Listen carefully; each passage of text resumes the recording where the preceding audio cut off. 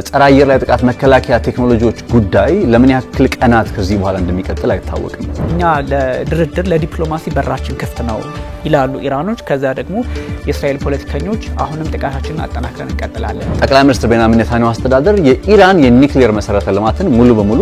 ማስወገድ አለብኝ ነው የሚለው። ሌላ ኃይል ካልገባ የሚያስቀጥላቸው አይመስልም። እንደው 2 ወር 3 ወርም የሚቀጥሉም አይመስልም። እግረኛ ለእግረኛ ገብቶ የሚዋጉበት አጋጣሚ እስከሌለ ድረስ ከ2010 ጀምሮ እስራኤል የምትመካበት ቴክኖሎጂ ነው የአይረን ዶም ቴክኖሎጂ። ይሄ ቴክኖሎጂ በተቻለው አቅም ይሞክራል። እንደዛም ሆኖ ግን 90% ሰክሰስ ሬት ነው ያለው ተባለ። አሮ 2 እና 3 ስታንቀሳቀስ አክቲቬት ስታረግ እስከ 3 ሚሊዮን የአሜሪካ ዶላር ዋጋ ያስወጣል። ኢራን ውስጥ የአሜሪካም ሆነ የምዕራቡ ዓለም እስራኤል ምትል ትችላለ ወታደር በቀጥታ በእግረኛ ሳይገባ በአየር ላይ ጥቃት ብቻ የአገዛዝ ለውጥ የሚባለውን ሐሳብ እንዴት ነው ማሳካት የሚቻለው? የጋዛውን ጦርነት ሲጀምሩ ጠቅላይ ሚኒስትር ቤንያሚን ኔታንያሁ የሚድል ኢስት ማፑ የሚድል ኢስት ጂኦፖለቲካው ማፑም ሁሉም ነገር ይቀየራል ብለው የሚሊተሪ ጥንካሬ ዘላለማዊ አይደለም። ከወዳጆች ጋር ከጎረቤቶቹ ጋር የሚኖር አጋርነትና ትብብር ነው ዘላለማዊ። ጤና ይስጥልን ተመልካቾቻችን፣ የተለያዩ ዓለም አቀፋዊ ጉዳዮችን በጥልቀት የሚዳስሰው ኤንቢሲ ዓለም አቀፍ ተጀምሯል። ዛሬም እንደወትሮው ነጻነት ላቀውና ቢኒያም ካሴ አብናችሁ ቆይታ የምናደርግ ይሆናል። ከኛ ጋር ሁሉ ተመልካቾች ነጽንታል ነብይ ሰላም መልካም አለን። የመካከለኛው ምስራቅ ጉዳይ እጅግ ውስብስብ ሆኖ ቀጥሏል። እንግዲህ ሁለቱም በሚሳኤል በአየር ላይ ጥቃቱ ተባብሶ ቀጥሏልና በርካቶች የሚጠብቁት ጉዳይም ነው። መቋጫ ያለው የሚመስሉ ነገሮች አንዳንድ እርምጃዎችን እየተመለከትን ቢሆንም ግን አንዱ ኃይል አሸናፊ ሆኖ መቋጫው እንደሚገኝ የሚጠቁሙ ነገሮችን እየተመለከትን ነበርና እነ አባስ አራግቺ የውጭ ጉዳይ ሚኒስትሩ ስዊዘርላንድ ጄኔቫ ሄደው ነበርና እንግዲህ በዚህ በኒውክሌር ጉዳይ ላይ በአሁኑ ውጥረት ጉዳይ ላይ ሲነጋገሩ ነበር ከጀርመን ከፈረንሳይ ከብሪታንያ የውጭ ጉዳይ ሚኒስትሮች ጋር። ነገር ግን ጠብ የሚል ነገር ይዘው እንዳልተመለሱ አንደርስታንድ ማድረግ ተችሏልና ግን አፍተር ኦል ጦርነቱ እንደቀጠለ የሚያሳዩ የንጹሃን ቦታዎች የሚደበደቡበት በሁለቱም ሳይድ ነው። በነገራችን ላይ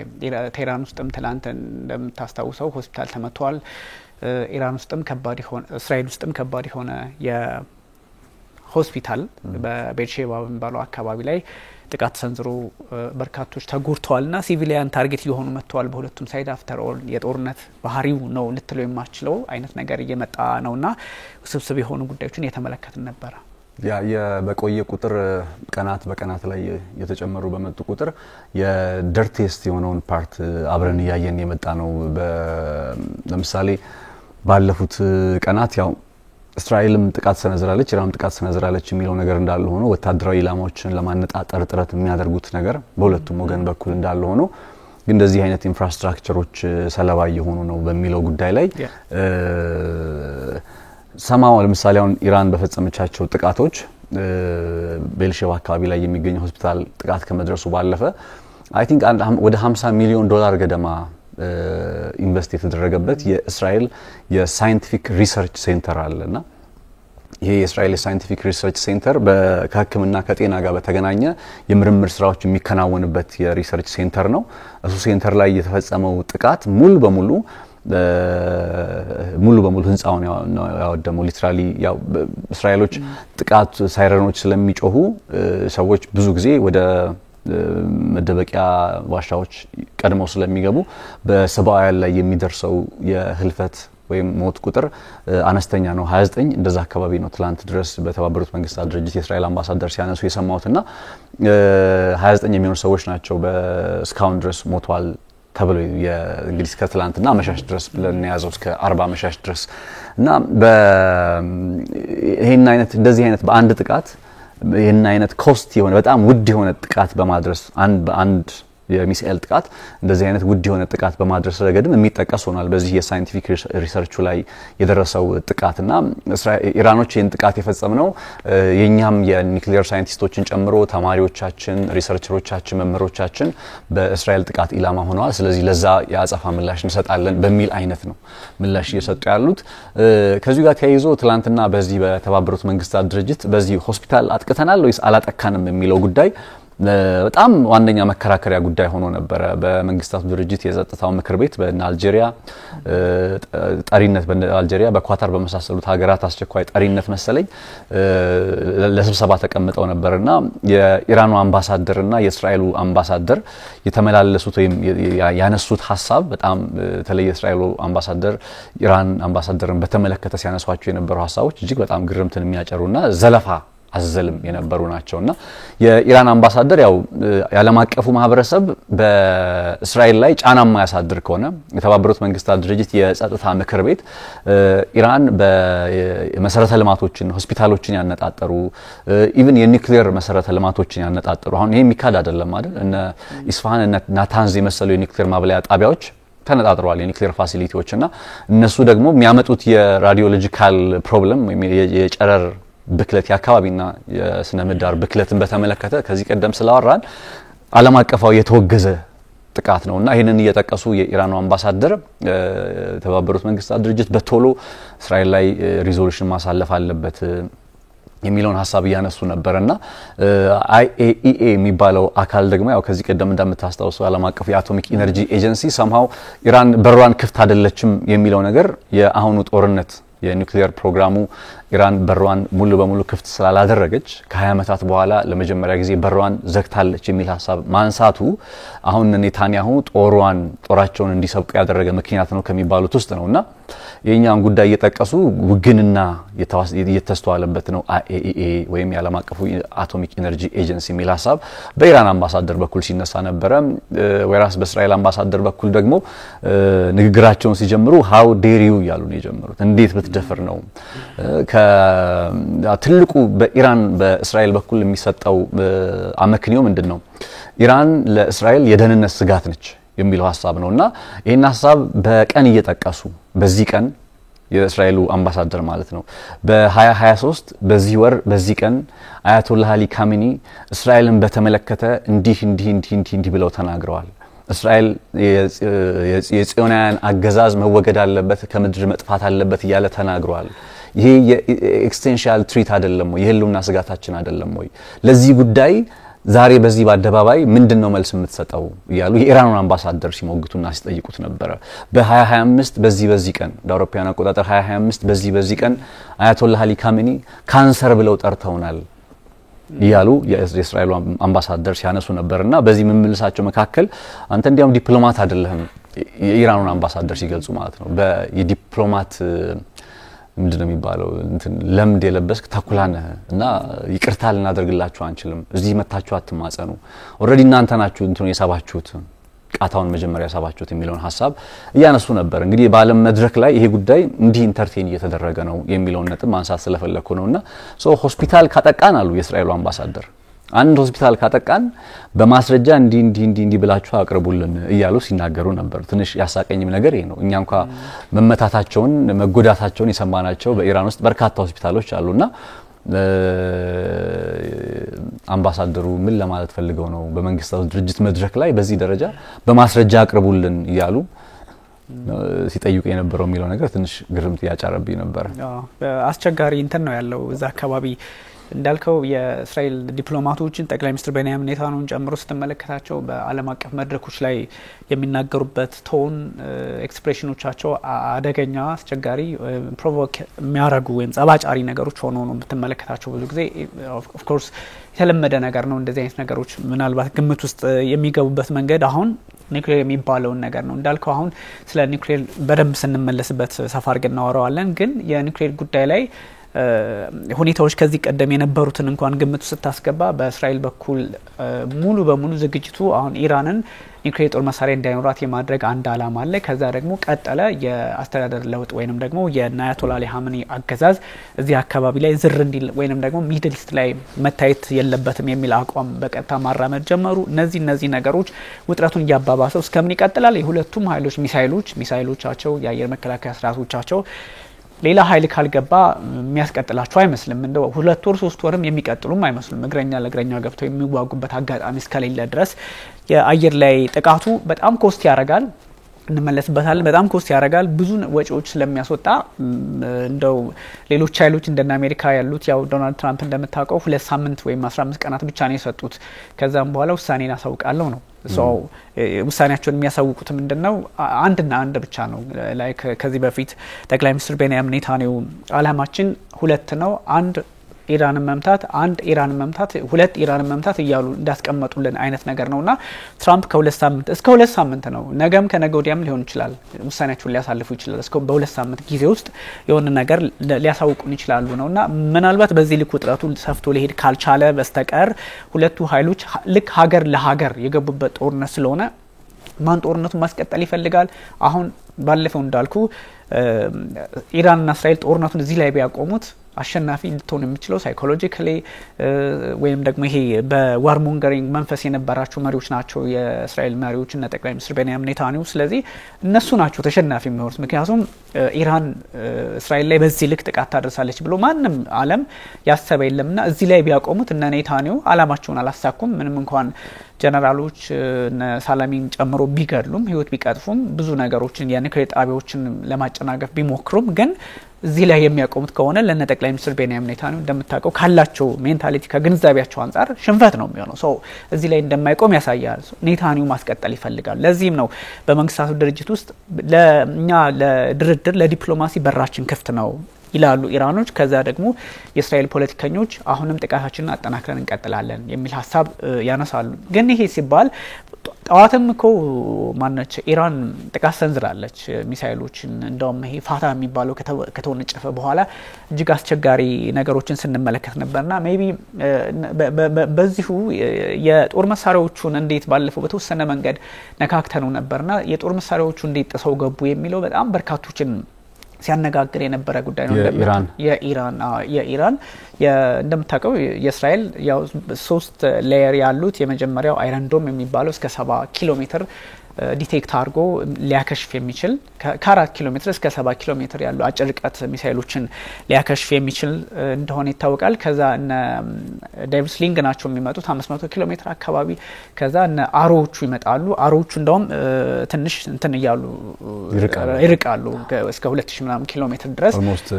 ኢራን ድንበር ድረስ ማለት ነው። ዲቴክት ያደርጋሉ፣ በደንብ ይለያሉ፣ ከዛ ጥቃት ሰነዝራሉ። እንደዚህ አይነት ነገር አለና ይሄኛው ጥቃት እንዲገባች ብዙዎችን ሲያነጋግር የነበረው ባለፈው የተወሰነ አንስተው ነበር አንተና አንደኛው ሃይፐርሶኒክ መጠቀም ነው። ሃይፐርሶኒክ እንደምታውቀው የአቅጣጫ ከመቀየሩን ባሻገር ዲቴክት ለማድረግ አስቸጋሪ ከመሆኑን ባሻገር ፍጥነቱ በራሱ ኢሚዲየትሊ ነው የሚመጣበት። ስለዚህ የእስራኤል የአየር መከላከያ ስርዓቶች እነዚህ አሮቱ አሮ 3 and ዶሙ ስሊንጉ ሌሎችም አሉ ታድን ጨምሮ እነሱ ለዝግጅት እንኳን ለሪአክሽን እንኳን ጊዜ እንዳይኖራቸው በፍጥነት ሊደርስ ይችላል። ምክንያቱም 12 ደቂቃ በዛ ፍጥነት ልክ ስለሚመጣ ማክሲመም ከኢራን እስራኤል ያለው ደግሞ 1600 ወይ 500 ኪሎ ሜትር ርቀት ነው ማክሲመም እና በዛ ፍጥነት ነው እንግዲህ እና ዮርዳኖስ ምናምን ካገኘም አቆራርጦ ሊደርስ የሚችለውና እነዚህ አይረን ዶም እንደምትመለከታቸው አይረን ዶም እንግዲህ በ5 እንትኖች ናቸው አይደለ? መጀመሪያ ላይ ጥቃት የሚሰነዘርበት ሲሰነዘር ዲቴክት ያደርጋል ከየት ሊመጣ እንደሚችል ወይም ጥቃት መምጣቱን ለሳይረኖቹም መልእክት ያስተላልፋል። መጀመሪያ የሚያደርገው እሱ ነው መለየት ነው ጥቃት እየመጣ ነው የሚል ማንቂያ ይሰጣል ለህዝቡም ለዛ ላለው ሲስተምም። ከዛ ደግሞ ለኮንትሮል ወይንም ደግሞ ለሚቆጣጠረው ፓርቱ በ3 ሌየር 5 ስቴፖችን ነው የሚሄደው ለሚቆጣጠረው ይሄዳል። ከዛ የሚቆጣጠረው ብዙ ነገሮችን አናሊሲስ ከሰራ በኋላ የት ላይ ነው የሚያርፈው፣ ባዶ ቦታ ላይ ነው ወይ የሚያርፈው፣ ደግሞ ሰዎች የሚበዙበት ቦታ ነው፣ መሰረተ ልማት ነው የሚለውን ነገር ይለያል። ከዛ ከለየ በኋላ ወደ ላውንቸሩ ነው የሚሄደው። ወደ ላውንቸሩ ሁሉም ባይዞ ይሄን ስቴፕ ነው የሚከተሉት እና ዴቪድ ስሊንግን ጨምሮ ወደ ላውንቸሩ ይሄዳል። ላውንቸሩ ስለዚህ የሚመጣበት አቅጣጫ ሆስፒታል የሚመታ ከሆነ በእርግጥ እስካሁን ማሳካት አልተቻለም። ያው ሬቱ ከ80 እስከ 90% እንደሆነ አይዲኤፍ አሳውቋል እንጂ ስለዚህ በዛ ልክ ከሄደ በኋላ እስከ 80 እስከ 90% አኩሬት ነው ብለዋል። የአኩሬሲ ሬት የሚባለው ወይም ደግሞ ሰክሰስፉሊ እስከ 80 እስከ 90% ማክሸፍ ችለናል ነው የሚሉት። ግን በ10% እና በ20% ክፍተት ሲገባ ነው አንድ ባሊስቲክ ሚሳኤል ያን ያህል የነ ቴልአቪቭን ምድር ሲያስጨንቅ የነበረውና ይሄን ትመለከታለህ። ደን 5ኛው ላይ የመጣውን ማክሸፍ ነው ጎጅ ሆኖ ካገኙና ይሄን ሁሉ ይሄን ፕሮሰስ ቢከተልም አሁን እንዳልኩ አይዲኤፍ ያለው ነው ከ80 እስከ 90 በመቶ አይመስልም አሁን ባለው ሁኔታ ቴልአቪቭ ከተመታ ኢየሩሳሌም ከተመታ ሃይፋ ከተመታ ኢላት ከተመታ በጣም ቤርሸባ የሚባለው ወሳይ ቦታ ከተመታ የኤር ዲፌንስ ሲስተሙ በዚህ ልክ ነው አይደል ታአድ ሳይቀር ተጥሶ የገባውና እንዴት ተጣሰ የሚለውም ጥያቄ ይነሳል አንደኛ ባለፈው አንተ ያልከው ነገር ነው መጀመሪያ ማወናበድ ወይንም ደግሞ ትክክለኛ ያልሆኑ ወይም ጥቃት ፈጽመው ጉዳት ላይ ያደርሱ የሚችሉ ድሮኖች ኮስት ያደርጋሉ ኦፍ ኮርስ ድሮን መሰልና ሚሳኤል መሰል መጀመሪያ ይልኩልሃል ከዛ እሱ ላይ ቢዚ ታረጋዋለ አንዳንዴ አስወንጭፎ ሊጨርስ ይችላል አይረንዶሙም ዴቭስሊንጉም ሁሉም ነገር ባዶ ሊሆን ይችላል ደን ትክክለኛው ሚሳኤልና ድሮን ሲመጣ ኢላማውን ይመታል ነው ሁለተኛው ደግሞ በደንብ እንደውም በስፋት የተጠቀሙበት እንደ ፋታቱ አይነቶቹን ወይም ደግሞ ባሊስቲክ ሚሳኤሎች ናቸው ባሊስቲክ ሚሳኤል ሃይፐርሶኒክ ያው ሃይፐርሶኒክ እነሱ አንደኛ አቅጣጫ ይቀይራሉ ሁለተኛ ዲቴክት የመደረግ እድላቸው ማስቸጋሪ ይሆናል አንዳንዴ ምንድነው ቴክኖሎጂ ይገጠምላቸዋል ይሄ ዲቴክት እንዳይደረጉ የሚያደርግ የሚሳኤል ቴክኖሎጂ ሃይፐርሶኒኮች ላይ ይገጠማል በሱ መንገድ እንትን ይላል ከዛ ሲቀጥል ደግሞ እንደ ቀደሙ ቢዚ ነው የሚያደርጉት የአየር መከላከያ ስርዓቱን ቢዚ ነው ሪአክት ለማድረግ ቢዚ ያደርጉታል እዚህም እዛም ያደርጉታል ደን ኢላማቸውን ይመታሉ ክሩዝም ይነሳል እዚህ ላይ ማጭበርበር ተገባለ ክሩዝ ሚሳኤሎችን ሃይፐርሶኒኮችን ተጠቅመ ጥቃትን ተሰነዝራለህ ነውና በዚህ ቴክኒክ እንደገባች ነው የሚነገረው ግን ከአርጂሲ በኩል ወይንም ደግሞ ከአብዮታዊ ዘቡ ከኢራን በኩል በዚህ መንገድ መተናል የሚል መግለጫ የለም መረጃ የለም just we have a power ይሄን ማድረግ እንችላለን የሚል ሐሳብ የሰጡበት ነውና የገባችበት መንገድ በወታደራዊ ተንታኞች አማካኝነት አንደኛ ቴክኖሎጂዎችን በመጠቀም ሁለተኛ በማሳሳት ሶስተኛ ደግሞ ቢዚ በማድረግ አይረንዶሙና ዴቭስሊንግ ወይም ደግሞ እነዚህ ቢምስ የሚባሉት መከላከያዎቹ ማለት ነው ታድ ታስታውስ ከሆነ ታድ የሚባለው የጸረ አየር ላይ ጥቃት መከላከያ ቴክኖሎጂ ላይክ ባኪን 2024 ላይ ነው የሃውቲ ጥቃት በጣም ባስጨነቀ ሰዓት ላይና የኢራንም ተኩሳ በነበረ ሰዓት ሃይፐርሶኒክ ማለት ከድምጽ 9 10 አንዳንዶችም ከዛ በላይ ሊያደርጉት ይችላሉ አሁን ከድምጽ 30 እጥፍ የሚሄድ የሃይፐርሶኒክ ቴክኖሎጂ አለ በባላስቲክ ሚሳኤል ደረጃ ከድምጽ 30 እጥፍ እኔ አሁን ከማወራ ቀድሞ 30 እጥፍ ይደርሳል ማለት ነው ላይክ በርቀት ቦታ ላይ አድርገህ ብታስበው የሆነ ቦታ ላይ ያለን ሰው በድምጽ ከምትጠራው ይልቅ በዚህኛው ጮኸ ከምትጠራው ይልቅ በዚህኛው ብትጠራው ካልኩሌሽን ከድምጽ በዛ እጥፍ ይበልጣል ማለትና ሶ ኦልሞስት በጣም ከባድ ቴክኖሎጂ ነው 30 እጥፍ ድረስ አለ አሁን የኢራኖቹ 9 10 እጥፍ ነው ይባላል ከዛ በታችም በላይም ሊሆን ይችላል ግን ባይት ሰልፍ ከድምጽ እጥፍ በላይ ነው መሆኑን በትወስደው 5 እንኳን አቨሬጅ ከባድ ነውና እነዚህን ለመከላከል ታስቦ ተዘጋጅቷል ከሚባሉት ውስጥ አንደኛው ታድ ነበር አስተዋውሳለሁኝ አሜሪካን በሰዓቱ ሰታ በነበረው መግለጫ ታድ ይሄን ለመከላከል ይጠቅማታል ለእስራኤል ዓለም ላይ ግን ታድ የሚባለው የጸረ አየር ላይ ጥቃት መከላከያ ቴክኖሎጂ ያለው አሜሪካ ጋር ነው ለእስራኤል ባለፈው ሲሰጧቸው አንድ ታድ ነው የሰጧቸው አንድ የሚሳኤል ሲስተም እሱን ሲሰጧቸው በስጦታ ምናምን ሳይሆን በውሰት መልክ ነው የሰጧቸው ለእስራኤሎች በአጠቃላይ ዓለም ላይ በዚህ በመራቡ ዓለም ላይ የጸረ አየር ላይ ጥቃት መከላከያ ቴክኖሎጂዎች እጥረት አለ አሁን የማይካድ ነገር ለምን ያክል ጊዜ ነው ጦርነቱ ይቀጥላል የሚለውን ነገር ስትመለከት ለምን ያክል ጊዜ መከላከል ይችላሉ አሁን ኢራን ለምን ያክል ጊዜ መተኮስ ትችላለች ብለን እንደምንጠይቀው ሁሉ እስራኤሎች ደግሞ ለምን ያክል ቀናት አሁን እኮ አንዳንድ የሚወጡ ዘገባዎችን እየተመለከትን ከሆነ እስራኤል ባለስልጣናት ኦሬዲ አሜሪካ ወደዚህ ጦርነት ውስጥ እንድትገባ እየፈለጉ ያሉት አሜሪካ ትግባበት ይያሉ ያሉት አንደኛው ምክንያት ምንድነው ሲባል አሁን ዳይሬክትሊ ትግባበት የሚሉት ለምንድነው ሲባል አንዱ የጸረ አየር ላይ ጥቃት መከላከያ ቴክኖሎጂዎች ጉዳይ ለምን ያክል ቀናት ከዚህ በኋላ እንደሚቀጥል አይታወቅም ቁጥሩ እየጨመረ በመጣ ቁጥር ጥቃቱ ተደጋጋሚነቱ እየጨመረ በመጣ ቁጥር የማዘናጊያ ቴክኖሎጂዎቹ ማወናበጃዎቹ ድሮኖቹም ሆነ ሐሰተኛ የሚሳኤል ስሪቶቹ እነዛ እየጨመሩ ቁጥራቸው እየጨመረ በመጣ ቁጥር ኮስቱም በዛው ልክ ነው እየጨመረ የሚመጣው ስለዚህ ያለህን ያጠራቀምከውን የሰራኸውን እንግዲህ ከ2010 ጀምሮ እስራኤል የምትመካበት ቴክኖሎጂ ነው የአይረን ዶም ቴክኖሎጂ ይሄ ቴክኖሎጂ በተቻለው አቅም ይሞክራል እንደዛም ሆኖ ግን 90% ሰክሰስ ሬት ነው ያለው ተባለ then 10%ቷ ባላስቲክ ሚሳኤል ወይም በሃይፐርሶኒክ ሚሳኤል ገብቶ ሊያደርስ የሚችለውን ጉዳት አስበው ሶ ጦርነቱ ለምን ያክል ጊዜ ይቀጥላል የሚለው ነጥብ ባለፈው ፕሮግራም ላይ እንዳልኩ ለምን ያክል ቀናት በየቀኑ $1 ቢሊዮን እያወጣች እስራኤል ለመቀጠል ዝግጁ ነች ዲፔንድ ከሚያደርግባቸው ነጥቦች ውስጥ አንዱ ማለት ነው ለምን ያክል ቀናት ኢራን በየቀኑ 300 400 ወይም እንደዛ በ200 ሚሳኤሎችን እየተኮሰች ለመቀጠል ዝግጁ ነች አሁን one thing we can በእርግጠኝነት ማንሳት የምንችለው ወደ ግረኛ ጦርነት ውስጥ የሚገቡ አይነት ሀገራት አይደሉም ካላቸው የድንበር ልዩነት አንፃር ከመሳሰሉት ነጥቦች አንፃር ጦርነቱ በአየር ላይ የሚቀጥል ከሆነ ለምን ያክል ቀናት ኢንቨስት ያደረጉ ለመቀጠል ዝግጁ ናቸው የሚለው ነጥብ እጅግ መሰረታዊ ነው በዚህ አንፃር እስራኤል መጀመሪያ ይሄንን ጦርነት ስታከናውን ጎል ብላ ያስቀመጠቻቸው ነገሮች አሉ ጠቅላይ ሚኒስትር ቤንያሚን ኔታንያሁ በተደጋጋሚ ትላንትም ከትላንት ወዲያም ሲያነሷቸው የነበሩ ጎል ማሳካት አለብን ያሏቸው ጎሎች አሉ የመጀመሪያው ጎል የጠቅላይ ሚኒስትር ቤንያሚን ኔታንያሁ አስተዳደር የኢራን የኒውክሌር መሰረተ ልማትን ሙሉ በሙሉ ማስወገድ አለብኝ ነው የሚለው ሁለተኛ ነገር ደግሞ ከኒውክሌር መሰረተ ልማቱ ባለፈ የአገዛዙ እዛ ያለው አያቶላህ አገዛዝ መገርሰስ መለወጥ አለበት የሚል አቋም አለው እነዚህ ነገሮች ማስተካከት ይፈልጋል የአሸባሪ ሆነ አገዛዝ ነው ብሎ ያምናል የጠቅላይ ሚኒስትር ቤንያሚን ኔታንያሁ አስተዳደር እንዴት ነው ማስተካከት የሚቻለው በእግረኛ ጦር ማስተካከት ይቻላል እነዚህ ነገሮች ለምሳሌ የአገዛዝ ለውጥ የሚባለውን ሐሳብ እግረኛ ጦር ሳታስገባ ባለፈው ላንሳለ ሞክር ያሉት ኢራቅን ተመልከት ሳዳም ሁሴን ሲያዝ እግረኛ ጦር ገብቷል የመን ውስጥ በነ ሳውዲና በነ ዩናይትድ አረብ ኤሚሬት የነሱ መሪነት ያለበት ጦር ገብቷል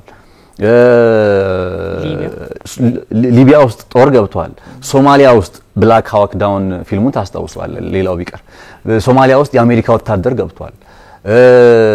እነ ሶሪያ ውስጥ የአሜሪካ ወታደር ገብቷል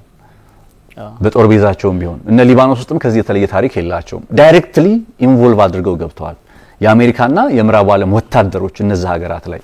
አሁን ኢራን ውስጥ በገቡባቸው ሀገራት ያገዛዝ ለውጥ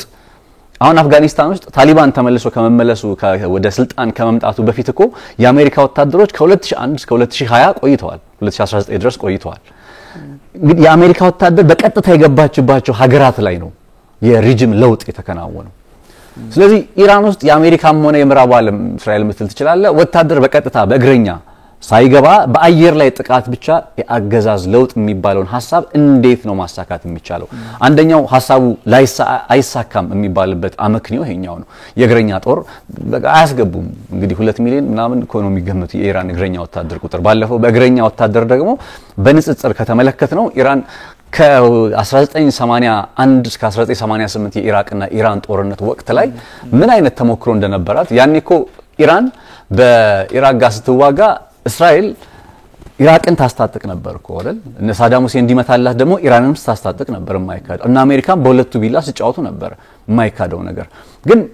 ለረጅም ጊዜ ኢራንን ለማዳከም ያለመውን ጦርነት በረጅም ጊዜ ትግል ሰርቫይቭ አድርጋለች ኢራን የእግረኛ ጦርነት በነበረበት ጊዜ አሁንም በእግረኛ ጦር ጉዳይ ከዚህ የተለየ የሚመጣ ነገር ይኖራል በያላስብም one of the reasons ያገዛዝ ለውጥ ኢራን ውስጥ ላይ ሳካ የሚችልበት ምክንያት የእግረኛ ወታደር አይገባም በሚለው ምክንያት ነው ሁለተኛው የእስራኤል ጎል የኢራንን የኒውክሌር መሰረተ ልማት መምታት የራዲዮሎጂ ምንድነው የሚባለው የጨረር ጋር ከአካባቢና ከስነ ምህዳር ብክለት ጋር ተያይዞ ኒውክሌር ሲመታ የሚፈጠረው ነገር እንዳለ ሆኖ ኢቭን በአሜሪካ ሰራሽ ነፋርዷ ከተመቱ በኋላ እንኳን ስቲል የኢራንን እንትን ማስቆም ይቻላል የኒውክሌር ፕሮግራም ማስቆም ይቻላል አገዛዝ ካልተለወጠ ደግሞ ተከታታይ ነው አገዛዝ መለወጥ ዋነኛው ማጠንጠኛ የሚሆንበት ምክንያት ላንዴና ለዘለቂታው አሁን ኢራቅ የመሰሉ ሀገራት እስራኤልን ያስጨንቃሉ አሜሪካን ስጋትና አይሏቸውም ለምን ኦሬዲ ሳዳም ሁሴን አንስተዋል ስለዚህ የአገዛዝ መለወጥ የማይችሉ ከሆነ እንትን ውስጥ ኢራን ውስጥ የኒውክሌር መሰረተ ልማቱን ዛሬ ቢመቱት እንኳን ፋርዳው የሚባለውን የኒውክሌር መሰረተ ልማት ዛሬ ቢመቱት እንኳን ስለ ሴንትሪፋጅ አውርተናል ከዚህ ቀደማ በአጭር ጊዜ ውስጥ እንዴት የኒውክሌር መሰረተ ልማት ባለቤት መሆን እንደሚቻል ተመልሰን እዚሁ ታሪክ ላይ እንመጣለን ማለት ከ2 አመት በኋላ ሊሆን ይችላል ከ3 አመት በኋላ ሊሆን ይችላል ኢራን ይሄን ያክል የበለጸገ የኒውክሌር ጦር መሳሪያ ዩራኒየም አላት በሚል ጦርነት ሊላል እንመለከት ዘለቂታዊ መፍትሄ አሁን እስራኤል ከምትለው አንፃር የሚያመጣላት አይደለም የኒውክሌር መሰረተ ልማትን መምታት በራሱ እንኳን በአካባቢው ከሚያደርሰው ስጋት ባለፈ እስራኤል አለብኝ የምትለውን በቀጠናው አለብኝ የምትለውን ስጋት የሚያቆምላት አይደለም። ከዚህ አንፃር ጠቅላይ ሚኒስትር ቤንያሚን ኔታንያሁ ምንድነው ግባቸው? ምንድነው አቺቭ ሊያደርጉ የሚፈልጉት? በሚሊተሪ የበላይነት እስከመቼ ነው የሚቀጥሉት? በዙሪያቸው አሁን የወታደራዊ የበላይነት አለም ብለው ነው አይደል በቀጠናው በዙሪያ ያሉ ሀገራት ላይ እንደፈለጉ የሚሆኑት። አሌክሳንደር ዘግሬትም በአንድ አጋጣሚ ላይ እስከ ግብጽ ድረስ መጥቶ ዓለምን አስተዳድሮ ነበር አይደል። ኦቶማኖችም በአንድ የታሪክ አጋጣሚ ላይ እዚህ ሶማሊያ ኢትዮጵያ ውስጥ መጥተው ነበርኩ። ኦቶማኖች በአሰብ በኩል እንዴት እንደገቡ እናስታውሰው ለመግባት ጥረት እንዳደረጉ በ1557 ሶቪየት ራሱ ኢትዮጵያ ውስጥ እነ ሶቪየት ዩኒየን there is always time አለ የሆነ ስልጣኔዎች የሚቆዩበት ጊዜ አለ ገብቷል። ከዛ በኋላ ግን የሆነ ሰርቫይቭ አድርጎ ደግሞ በቀጠናው ለመቀጠል የሚሊተሪ ጥንካሬ ዘላለማዊ አይደለም። ከወዳጆች ጋር ከጎረቤቶቹ ጋር የሚኖር አጋርነትና ትብብር ነው ዘላለማዊ ኤግዚስተንስን መሰረት የሚሆነው። በሚሊተሪ የበላይነት ብቻ ጥያቄ የሚሆንብኝ እሱ ነው። የእስራኤልን የውጭ ግንኙነት አካሄድን በተመለከተ እስከመቼ አሁን ይሄ ወታደራዊ የበላይነት ዘላለም ይኖራል ወይ? በወታደራዊ የበላይነት ሀገር ተመስርታ ትጸናለች ወይ? እስከመቼ? that's my question. የኛ ፕሮግራም ከጀመረበት ጊዜ አንስቶ እንኳን እስራኤል በምን ልክ ነው የተደፈረችው ማንንም ማስበው ያቀም አይደል። ኢራን እንደፈለገች እኮ ገብታ ትወጣለች ስለ ያው ከራሷ ከግዛቷ ሆና ብታስወነጭፋቸው ባሊስቲኮችና ሃይፐርሶኒኮች የሚፈጥሩትን ነገር የተመለከትን ነው። ጥያቄው ደግሞ በሌላ በኩል እስራኤል የምትገባባቸው እርምጃዎች እስራኤል ለምሳሌ አሁን ከራሷ ከግዛቷ የምታስነሳቸው የጦር መሳሪያዎች ምንድን ሊሆኑ ይችላሉ የሚለውን ደግሞ ግምት ስታስገባ የመተላለቁ ነገር ከባድ ሊሆን ይችላል። እሱን ብዙ አንሄድበትም። ግን አንተ ባነሳው ላይ እስከምን ሊዘልቅ ይችላል? እኔ ሁለቱ ሀገራት ብቻ እስራኤልና ኢራን የሚዋጉት ብቻ ቢሆን የጦርነት ኢራን ኦብቪየስሊ የሚደግፋት ሀገር ቻይና ሩሲያ የሚለው ነገር እንዳለ ሆኖ በኮቴሽን ውስጥ ሆኖ ዲፕሎማቲካሊ ነው የሚያግዟት እንጂ ብዙ ነገሮችን ልናይባቸው የምንችላቸው ሀገራት ይሆኑ አይደለም። ከመግለጫ አይሻገሩም። ሺና ፑቲን አውርተዋል በጉዳዩ ላይ ግን ያን ያህል እንትን ላይኖር ይችላል። ግን ለቢ ብለን ብናስብ ኢራንና እስራኤል ብቻቸው ሁለቱ የሚያደርጉት ጦርነት ቢሆን 3 ወር የሚዘልቁም አይመስልም። ምክንያቱም አንደኛ እግረኛ ለእግረኛ በቃ 3 ወር እንደ ማክሲመም ብትሰጣቸው እንኳን ምክንያቱም የአየር ላይ ነው ሁኔታው። የአየር ላይ ውጊያ ማለት ደግሞ ሚሳኤል ነው የምትጠቀመው። ሚሳኤሉ እንዴት ነው እነ ዴቪድ ስሊንግ እንኳን እኮ ስትወስዳቸው ዴቪድ ስሊንግ ለማክሸፍ ለአንድ ሚሳኤል ሲያስወነጭፍ እኮ $700,000 ነው የሚፈጅባቸው። እና አይረን ዶም ስትመለከታቸው አነስተኛ የሚባሉት ከ40 እስከ $50,000 ነው። ስለዚህ ይሄ ምንድነው እንደውም እኮ አንድ ምንድነው አሮው 2 እና 3 ስታንቀሳቀስ አክቲቬት ስታረግ እስከ $3 ሚሊዮን የአሜሪካ ዶላር እኮ ዋጋ ያስወጣል። ሁሉን ነገር ነው የምታንቀሳቀሰው። ከዛ ኢኮኖሚ ዘግተ የመከላከያ ቴክኖሎጂዎቹ ባትሪ ዩክሬን የምትቸገረው እሱን አይደለ የዲፌንስ ሲስተም ባትሪ አጣው በጣም ውድ ነው። እሱም ደግሞ ይሄን ሁሉ ኮስት ስትወስደው ነው ከ3 እስከ 4 ሚሊዮን ይፈጅባታልና ይሄን ሁሉ አንደኛ ኢኮኖሚን ዘግተህ ነው የምትዋጋው። ሁለተኛ ደግሞ የአየር ላይ ብቻ ነውና ፋታ የለውም ሁላ ኦሬዲ በጦርነት ላይ የነበረች ሀገር ናት። ከዛ እነ ሐማስ በሆነ አጋጣሚ ከገቡ ሁሉንም ነገር የሚያደርጉትን የምታውቀው ነውና አስቸጋሪ ነው። የሚቀጥል አይደለም። ግን እንዲቀጥል የሚያደርጉት እነማን ናቸው? የምናውቃቸው ሀገራት ኢንቮልቭ ካረጉ ነው። የምናውቃቸው ሀገራት ያው አሜሪካ ነች። አሜሪካ ከገባች ብሪታንያ አታምናትም፣ ፈረንሳይ አታምናትም፣ ጀርመን አሜሪካን ማስደሰት የሚፈልግ ኃይል ሁሉ አረቦቹ እና ሳውዲ አረቢያ ሁሉ ቢያንስ እንኳን የሆነ ድንበር ይዘን እንከላከላለን የሚል አቋም ላይ እና ዮርዳኖስ የሚታመኑ ሀገራት አይደሉም። ከዚህ በፊት ስትመታ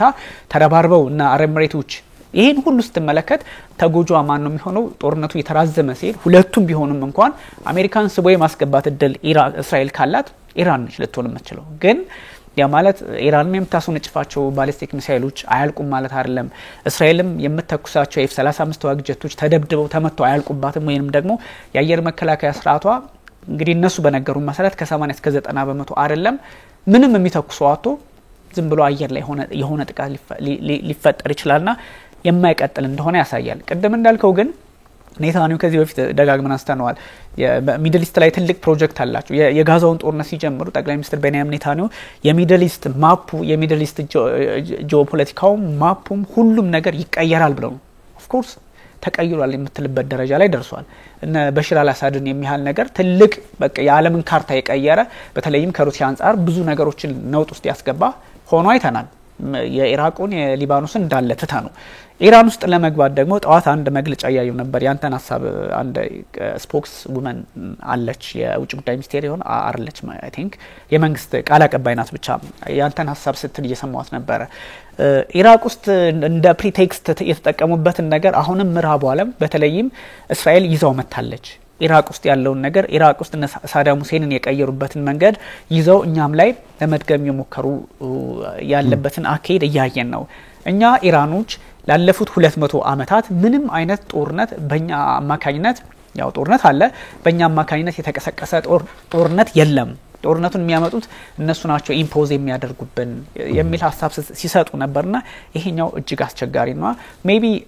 እንደዚህ አይነት ነገሮች ሄዶ መጨረሻቸው ጦርነቱ ይቋጫል አይቋጭም ሳይሆን ማን ከማን ጎን ሊቆም ይችላል ነው እንግዲህ ትልትል የምትለው ከዚህ ኒውክሌር ጉዳይ ላይ በዚሁ ምን ነጋገርበት እንትኑን አጠናክረው የዚህ ፕሪቴክስት የሚለውን ጉዳይ በተመለከተ ባለፈው በተወሰነ ነካ አድርገነው ነበርና የአሜሪካ የቺፍ ኢንተለጀንስ ባለስልጣኗ በንግለጻታ ዳይሬክተሯ ኦር ባለስልጣኗና ቱልሲ ጋባሪ ያ እንግዲህ ስም ላይ ያው ብዙ ጊዜ ኖ ወርስ እና የሷ መግለጫንና የትራምፕን ምላሽ መካከል እንግዲህ እሷ ማለት የቱልሲ ማለት በራሱ በዶናልድ ትራምፕ የተሾመች ባለስልጣን ነችና ባለፈው ሳምንት በተወሰነ አንስተነው ነበር ዛሬ ቪዲዮን አዘጋጅተናል ዳይሬክተሮቻችን የቱልሲን ስለ ኢራን ውስጥ ስለ መግባት ኢራን የኒውክሌር ጦር መሳሪያ መርሃ ግብር የላትም የሚለውን ሐሳብ በተመለከተ ከ2003 እንደ አውሮፓውያን አቆጣጠር ጀምሮ አሜሪካ ያከናወነቻቸው የኢንተለጀንስ ስራዎች የኢንተለጀንስ ኮሚቴ ሪፖርቱን እየተጠቀሰች ነው የምታነሳውና ያንን ጠቅሳ ምንም ስጋት የለም በ2003 አያቶላ አሊ ካሜኒ እንዳስቆሙ ናቸው ይሄንን የኒውክሌር መሰረተ ልማት መርሃ ግብር እና ስጋትነት የለውም ብላ በሴኔት ውስጥ ሪፖርቷን ታቀርባለች ይሄንን ጥያቄ ጋዜጠኞች ትራምፕን ባገኙት አጋጣሚ ሁሉ እየጠየቁት ነው መጀመሪያ ጠይቀውት የነበረው ኤርፎርስ አውሮፕላን ላይ ነበርና ያኔ I don't care what she thinks ነው በቃ ምን ብትል ወይ ምን ብትናገር አይገደኝም ነበር ብለው መልስ ሰጥተው የነበረው በአሁን ደግሞ ዶናልድ ትራምፕ ቱልሲ ተሳስታለች የኔ ደህንነት ሰዎች እንግዲህ ራሳቸው የሾማቸውን ሰዎች ማለት ነውና ተሳስታለች እሷ ስህተት ነች ኢራን ስጋት ነች ፕሪቴክስት የሚለው ነገር ምን ያክል ውሃ እንደሚያነሳ ላረጋግጥልህና ላሳይ ስለፈለኩኝ ሪጅም ቼንጅን ለማሳካት እስከ ምን ያክል ርቀት እንደሚሄዱና ዳይሬክተሮቻችን ካዘጋጁ እሱን እንመልከተው እስከሚሉልን ድረስ ሜቢ ቱልሲ የዴሞክራት ነበረችና በ2024 ላይ ነው በምርጫው ሰሞን ነው ጆይን ያደረገችው ሪፐብሊካኖቹና ምናልባት ትራምፕ ከዛም ላይዋጥላችሁ ይችላል sometimes እና እንደዚህ ነው then ኮሎኔልም ነበሩ ጦር ውስጥ የሰሩ ሰው ናቸው ቱልሲ ጋብሪኤል እና ዝም ብለህ ስትመለከተው ትራምፕ የሚናገሩት ነገር አንዳንዴ ፈን የሚመስሉ ነገር ግን ደግሞ አሁን የፕሪቴክስት የሚባሉትን ነገሮች በሆነ ምክንያት ጥቃት ለመሰንዘር የሚፈልጉበትን አካሄድ ፍላጎታቸውን በግልጽ ለማስቀመጥ የሚያግዝ አይነት አቋም ነው የተመለከትኩባቸውና ሜቢ የአሜሪካ ፖለቲካ በዚህ ልክ እንትን ሊል ይችላል ፕሬዝዳንትም ሆነው የደህንነት ባለስልጣን ሆነው ሁለት የተለያየ ሐሳብ እንዴት ይኖራቸው ይችላል ዛስዋይኮ የአሜሪካን የውጭ ግንኙነት ፖሊሲ ማን ነው እንትን ያለ ያለው እየቀረጸ ያለው የሚለውን ጥያቄን በተደጋጋሚ እናነሳው አይ ቲንክ ለዚህ ይመስለኛል ይሄ ጥሩ ማሳያ ነው ከዚህ ቀደም ስንል የነበረው ነገር ለዛ ነው ቪዲዮውን The IC continues to assess that Iran is not building a nuclear weapon and Supreme Leader Khamenei has not authorized the nuclear weapons program that he suspended in 2003. The IC continues to monitor closely if Tehran decides to reauthorize its nuclear weapons program. ታቸው በትዊት በትሩዝ ሶሻላቸው ላይ ምላሽ ይሰጡበት ሞከሩ ኢራን ኒውክሌር አላት የሚለውን ነገር አጽንኦት እየሰጡበት ነበር በዚህ መልኩ ሳቸው ከ2003 ወዲህ ባለው ውስጥ ባደረግነው ምርመራ ነው ያለችው እሱ አይደለ በተደረገ የደህንነት ምርመራ እንትና ለመሆኑ ተረጋግጧል ስጋት አለመሆኑ ተረጋግጧል ጋዜጠኞች እንግዲህ ትራምፕን ይጠይቁታል የአውሮፕላኖች ከገባ በኋላ you have that Iran is building a nuclear weapon your intelligence community has said they have no evidence that they are at this point well then my intelligence community is wrong who in the intelligence community said that your director of national intelligence Tulsi Gabbard she's wrong ማን ነው ያላችሁ ነው እንግዲህ የሚሉትና እና ተሳስታለች ነው ስለዚህ እንዴት አንደኛ እንዳልከው እንዴት መግባባት አልቻሉም ምን ጥያቄ ተነሳለ ሲቀጥል ትራምፕ ናቸው አንዳንዴ ሙቪ ይወዳሉ ሰው ሲያዩ ሞቅ የሚላቸውም አይነት ፕሬዚደንት ናቸውና አሩ ነው ባለፈው ራሱ በኢራን ላይ ምን ሊወስኑ ይችላሉ ምናምን ሲባል ይዶንት ነው ምን እንደሞስን ማንንም ሊያውቅ አይችልምና ራሳቸው በጣም ሚስትሪ ያረጉትና እንትን አንዳንዴ ያልተጠናም ነገር አላቸው ባይዞ አይኤም እኮ በግልጽ የኒውክሌር ስጋት ሊሆን የሚችል ምንም አይነት ማረጋገጫ አላገኘሁም ወይንም ምንም አይነት ኤቪደንስ ባይባልም እንኳን ምንም አይነት ማረጋገጫ ያገኘው አይደለም እሷም እንዳለችው ከ2003 ጀምሮ አያቶላ አሊ ሐመኔ እንዳይኖር አውቶራይዝ አድርገዋል ወይም እኛ አንስተኑ ነቀል ነው ባይዘ ፋቷ በሚባለው መርሃቸው መታጠቅ እንዴት አደጋ እንደሆነ ምክንያቱም እነሱ የሚያምኑት በሃይማኖታችንም በባህላችን በወጋችን ማስ ዲስትራክቲቭ የሆነ ነገር መታጠቅ አይፈለግም ነው አሁን ነው ችግሩ ላይ ታጠቁት አይችሉምና ዳልከው ስሜስ ነው በጣም ያ የነ ቱሊሲ አስተያየትም ሆነ አሁን አሉ ማርክ ሩቢዮም እኮ መጀመሪያ ተናግረው ነበር የመግባት ሐሳብ የለንም የሚለውን ሐሳብ ዶናልድ ትራምፕ እንገባለን አንገባን በሚለው ላይ እስካሁን አቋማቸው ግልጽ አይደለም የመሳሰሉት ነገሮችና የማጠንጠኛው ነው አሁን በቃ ኒውክሊየር አይደለም የሚለውን ነጥብ አጽንኦት መስጠት ስለፈለኩኝ ነው በቃ ኒውክሊየር የሚባለው ጉዳይ ኢራን የኒውክሊየር ጦር መሳሪያ እንዲኖራት አንፈልግም በዚህ ከኖራት ለእስራኤል ስጋት ነች ለምዕራቡ ዓለም ስጋት ነች አሁን መከራከሪያው እሱ ነው የእስራኤል ባለስልጣናት መከራከሪያ የኢራን አገዛዝ የአሸባሪዎች አገዛዝ ነው this is according to የእስራኤል በተባበሩት መንግስታት ድርጅት የእስራኤል አምባሳደር ሲገልጽ ሲጠቀም የነበረው ቃልና አገላለጽ ነውና የአሸባሪ የሆነውን አገዛዝ የኒውክሌር ጦር መሳሪያ በእጁ እንዲገባ አንፈቅድም እነሱ የኒውክሌር ጦር መሳሪያ ያዙ ማለት እንደዚህ ረጃጅም የባላስቲክ ሚሳኤል ቴክኖሎጂ ኖራቸው ማለት ዛሬ እስራኤል ትመታ እንጂ ቀጣይ ሰለባ የሚሆኑት እነ ሮም ናቸው እነ ለንደን ናቸው እነ በርሊን ናቸው ይያሉ ያውሩ ነበር እንግዲህ የእስራኤል አምባሳደርና ሶዘኪዮስችን ሪዲ ኢራን የምትባለው ሀገር የኒውክሌር ጦር መሳሪያን በተመለከተ በእጇ ላይ ምን አለ የሚለውን ጥያቄ ስታይ እናንተ አሁን ስለ አቅም ስናወራ ለምሳሌ 60% የበለጸገ ዩራኒየም አላት የሚለው ሐሳብና ይህ 60% የበለጸገ ዩራኒየም ደግሞ አት ታይም ወደ ኒውክሌር ጦር መሳሪያነት ተቀይሮ ኢራን እስራኤል ላይ ስጋት የሚደቅን ነው ወይ የሚለው ነገር ስትመለከት ሁለቱም አይገናኙ ነገሮች አሉ ስቲል በአሜሪካዎቹ ዘንድ ምንም እንኳን እነዚህ አይነት ፕሮግራሞች ቢኖሩም መብታቸውም ስለሆነ እውነት ለመናገር በነን ፕሮሊፈሬሽን ትሪቲ አማካኝነት ሀገራት ኒውክሌርን ለሰላም ማዋል ይችላሉ ዛስ ዋይ ኢራኖች እስከ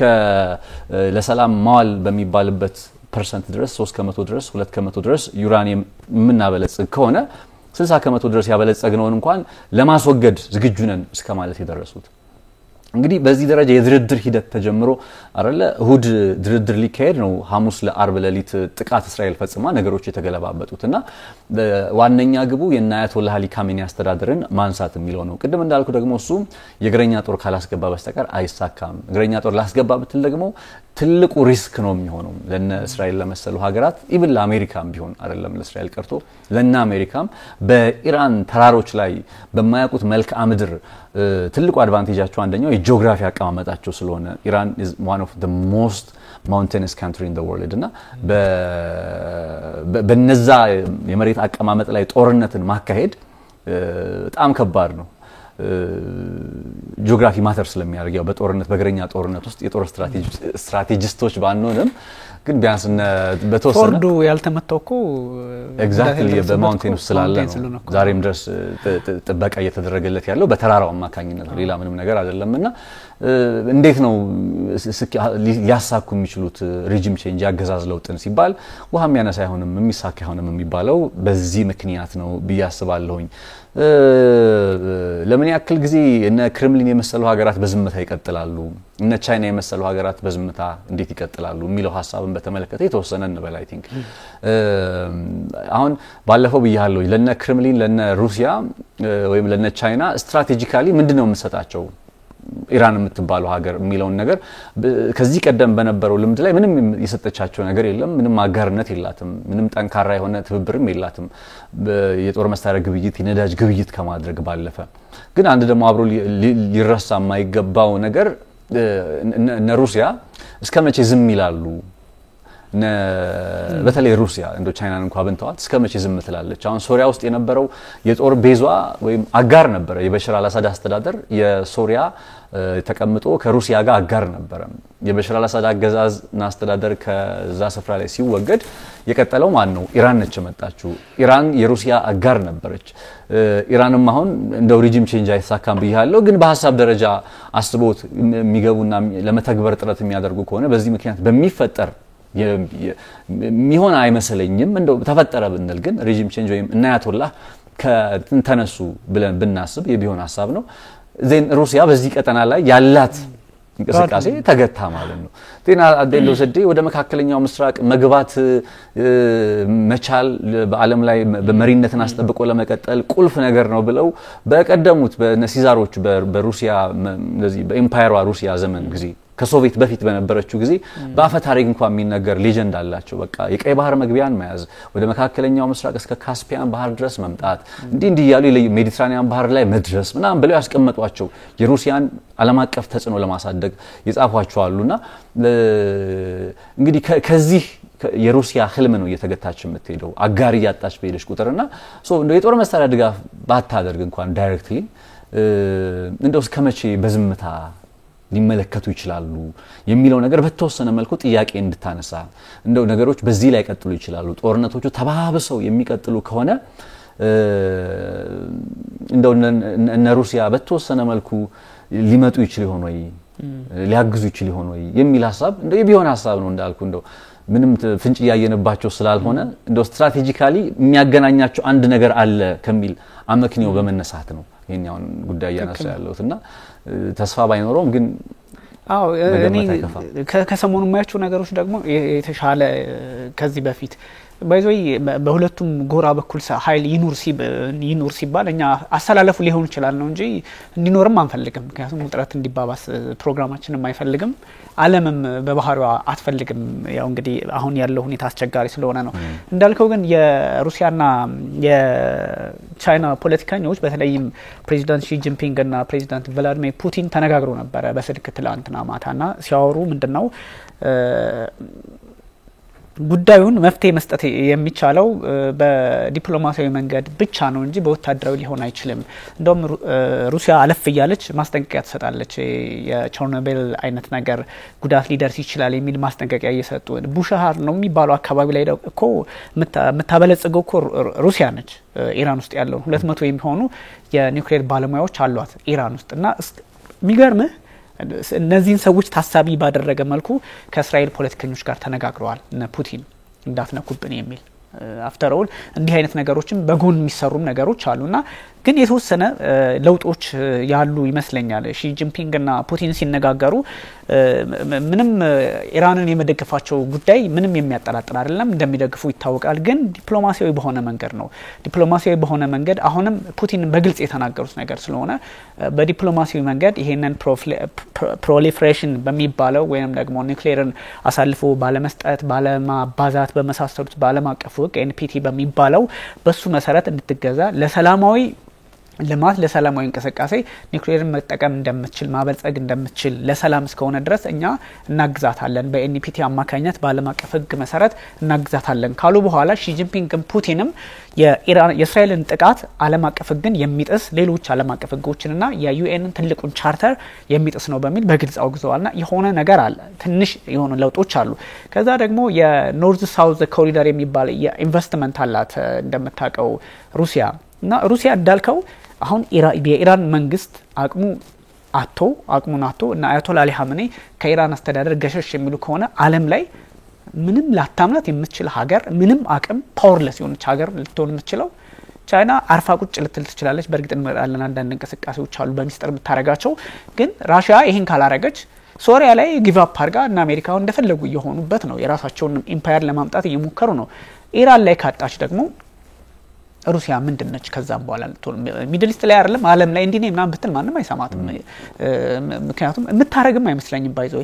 በዛ ላይ አስተያየት ሲሰጡ ምንድነው ያሉት? ጠቅላይ ሚኒስትር ቤንያሚን ኔታንያሁ ጋርም አውርተዋል፣ ፕሬዚዳንት ፔዜሽኪያንም ጋር አውርተዋል። ሁለቱም ጋር ነው ያመጣጣኑ የሄዱት። በእርግጥ አንድ ሀገር መሪ የሚያረገው ነው። ምንም እንኳን ስትራቴጂክ አሊያንሳቸው ወደ ኢራን ያዘነበለ ቢሆንም ይሄን እንደበጎ ልታዩ ብትችልም እንደውም ሩሲያ ውስጥ የሴንት ፒተርስበርግ ብዙ ጊዜ የዓለም አቀፍ የኢኮኖሚ ፎረም ምናምን ይደረግባታል አይደል? ያው እሳቸው የሚያዘጋጁት ፑቲን ማለት ነው። እዛ ላይ ሲናገሩ ለጋዜጠኞች ሁኔታዎችን እንመለከታቸዋለን እና እኛ የኢራንን በዓለም አቀፍ መድረኮች ላይ በደንብ እንደግፋታለን ብለዋል። ያ ማለት ያው ሰፖርት ያደርጓታል ነው፣ ግልጽ ነው። በኒውክሌር ጉዳይ ላይ እንደግፋታለን ብለዋል። ግን ከዛም ባሻገር እስራኤል ውስጥ 2 ሚሊዮን የሚሆኑ የሩስኪ ቋንቋ የሚናገሩ ሰዎች አሉ። ኦልሞስት ሁሉም የሩሲያ ቋንቋ ተናጋሪ ነው፣ ሩስኪ የሚናገር ነው አሉ። ከዛ ደግሞ አረቡ ዓለም ጋር በጣም የሚገርም በታሪካችን በባህላችን በብዙ አመታት ልምዳችን ሁላ ከአረቡ ሀገርም በጣም ጥሩ ትራዲሽናሊ እንዳልከው ፑቲን ይባላል እኮ እኛም ሀገር ፑቲን ይባላል። አረብ ሀገርም ልክ የኛ አይነት ሜንታሊቲ አለ ይመስለኛል። ፑቲን ወይም ደግሞ ራሽያ ሊባል ይችላል። እንደዚህ አይነት ትራዲሽናል የሆነ ነገር አለን። ሰው ሁለቱም ጋር እኩል ነን። ስለዚህ ዲፕሎማቲካሊ መስመሩ ልክ ቢሆንም ወደ ሆነ አቅጣጫ እንደሄዱ ያስታውቃል። የኖርዝ ሳውዝ የሚባለው ኮሪደር ይሄ ትልቅ ግዙፍ ኢንቨስትመንት ራሽያን ከገልፍ ሀገራት ከነ ካታር ከነ ገልፎቹ ጋር በጠቅላላ ኢራንን ጨምሮ የሚያገናኝ ነው። ወደቦቹን እነዚህ የካስፒያን አካባቢ ያሉትን ምንድነው የፐርሺያን ባህረ ሰላጤ የሚባሉትን እነሱን በሙሉ ኮኔክት የሚያደርግ ሊያገናኛቸው የሚችል ይሄ ትልቅ ፕሮጀክት አለና ያን ፕሮቴክት ለማድረግ እንደውም አንድ የራሽያ የፖለቲካ ሳይንቲስት ሰው ናቸው ሲሉ የነበረው ካስፒያንን ለመጠበቅ ከዛ ሜዲትራኒያን ከዛ ደግሞ ሚድል ኢስትን በሙሉ እስከ ቀይ ባህር መቆጣጠር የሚቻልበትን እድል ሩሲያ መፍጠር ካልቻለች የአያቶላ አሊ ሀምኒ መንግስት ጎ ከተባለ ሩሲያ ሶሪያ ውስጥ ያጣችውን ኢራን ውስጥ ታጣለች። ቀደም እንዳልኩ ምንም ቫልዩ የሌላት ሀገር እንደ ወርልድ ልትሆን ትችላለች። ምክንያቱም ሀገራት የሚሰጧትን ቦታና ዋጋ ስለምናውቅ ነው። ሶ ሚድል ኢስት ላይ ትልቅ ፓወር ኢራንን ካጣች አውሮፓ ላይ ያላት አጋር የምታውቀው ነው። ኤዥያ ላይ ነው የሚኖሯት። ቻይና ናት ትልቋ፣ ዳይን ሰሜን ኮሪያ ነውና እነዚህ ነገሮች አሉ። ቻይና ላይ ስንመጣ አንዳንድ ውጭ ላይ ስናወራ ነበረ ሚስትሪ የሚባሉ ትራቭሎችን ወይም ደግሞ እነዚህ በድብቅ ሚስጥራው እየተባሉ ጉዞዎችን ስታደርግ ነበር። ሜቢ ዳይሬክተራችን አሁንም ካሳየን ካርታዎቹ አሉ። በዚህ ልክ ነው ከቻይና ተነስተው እንግዲህ ሚስጥራው የተባሉት አውሮፕላኖች በተለይም 747 የሚባለው ነው የቦይንግ ምርት ነውና እሱ ብዙ ጊዜ የሚጭናቸው የሚሊተሪ ኢኩዊፕመንት ናቸው ተብሎ ይታሰባልና እነሱ በሱ ላይ ጉዞ ያደረገው ምንድነው ከቻይና ተነስቶ ወደ ሉክዘምበርግ የሄደ መስሎ ሉክዘምበርግ አቅጣጫው ሁሉ ነገር ሲመለከቱት ሉክዘምበርግ አውሮፓ ምድር የሚሄድ መስሎ ከዛ ይታጠፍና በካዛክስታን ኡዝቤክስታን ከዛ ቱርክሜኒስታን ብሎ ወደ ኢራን መስመር ሲደርስ ከራዳር ጠፋባቸው። ሶ ምንድነው የጫነው? ኦፍ ኮርስ ኢራን ውስጥ እንደገባ ግልጽ ነው። ምንድነው የጫነው? መድኃኒት ነው፣ ምግብ ነው፣ የጦር መሳሪያ ነው። እስካሁን WSG ወል ስትሪት ጆርናል ግልጽ ያደረጉት ነገር የለምና ምናልባት ይሄ ኢራን እስራኤል ከማንች ቻይና እንደዚህ አይነት እንቅስቃሴ ይጀምራለችና ትገባበታለች ማለት አይደለም። ቻይና በባህሪዋ ኢንተርፈር ባለማድረግ ጣልቃ ባለመግባት ውስጥ ላይ ያተኮረ ፖሊሲ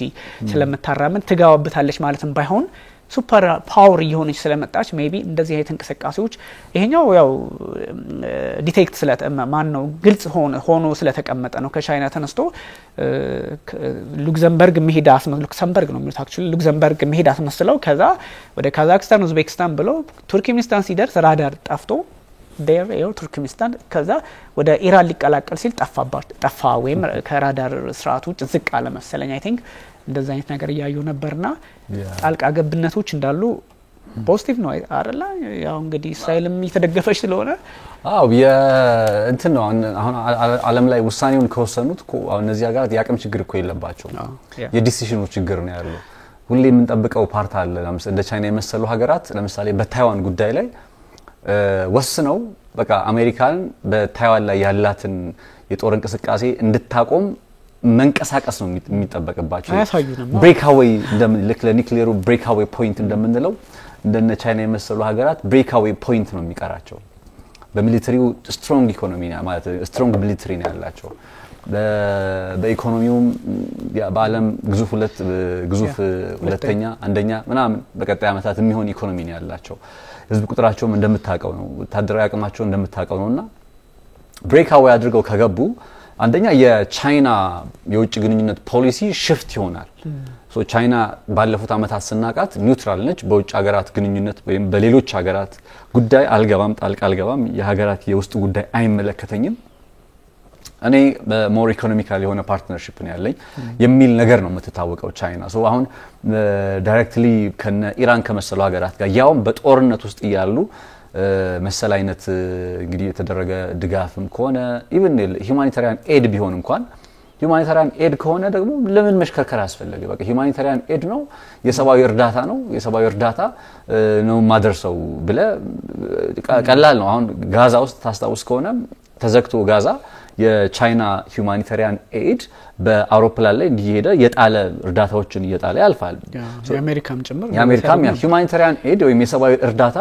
ያን ያክል እንዲ ቢግ ዲል አይሆንም አንለስ የሆነ በሉክዘምበርግ ጋር በካዛኪስታን ገብተ በመናም እንዲ ተሽከርከረ ከራዳር ውስጥ እስከ መጥፋት ድረስ የሚያመጣ አይነት ነገር ከሆነ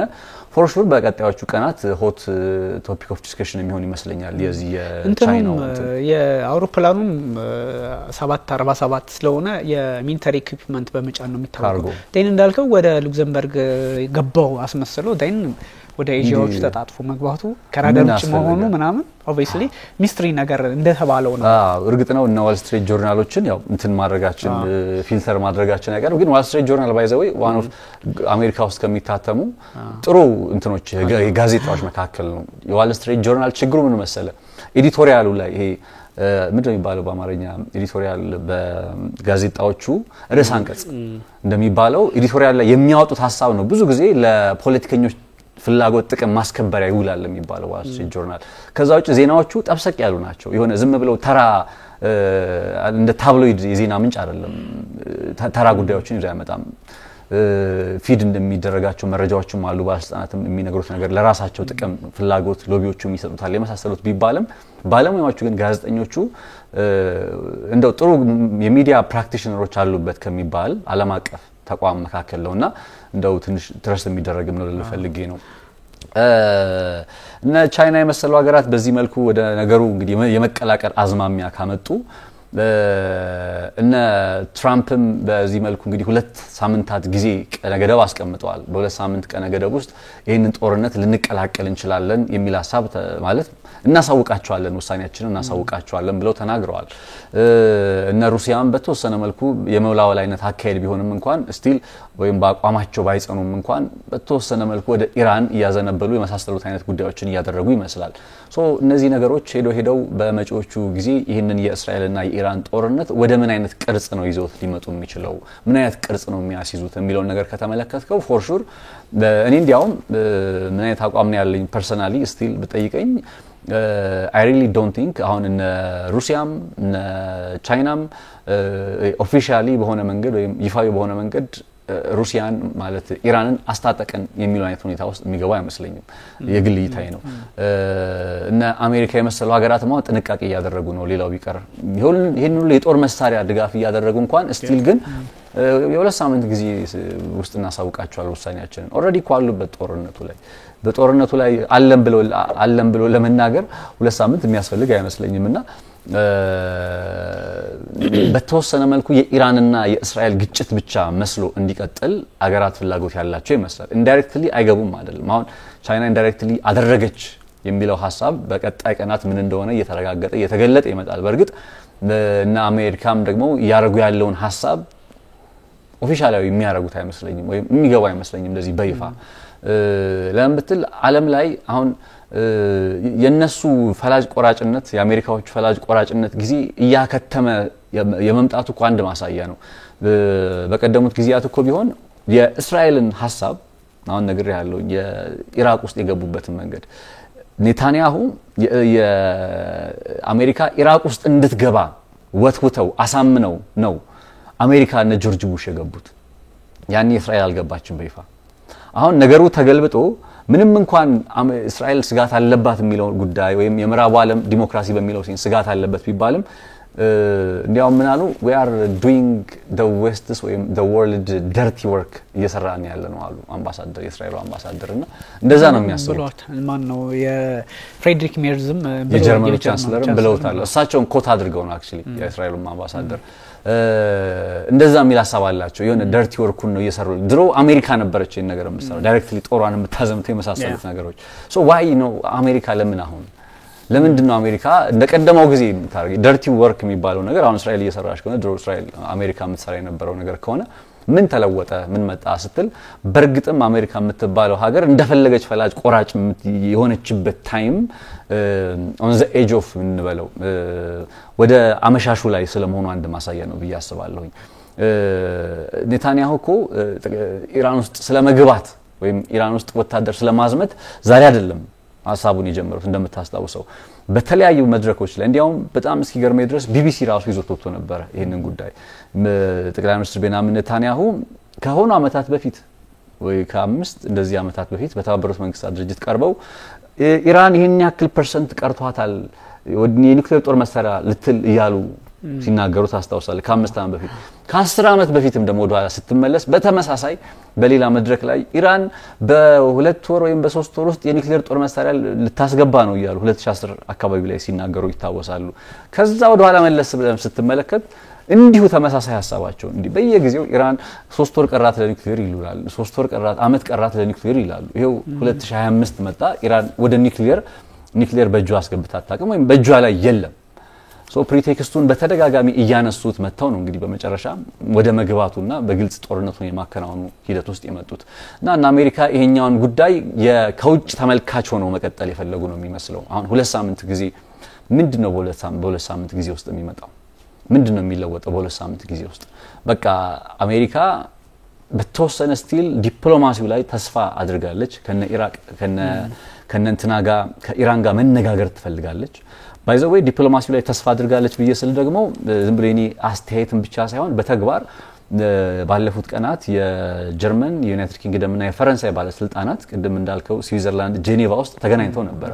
ከአባስ አርጋቺ ጋር እና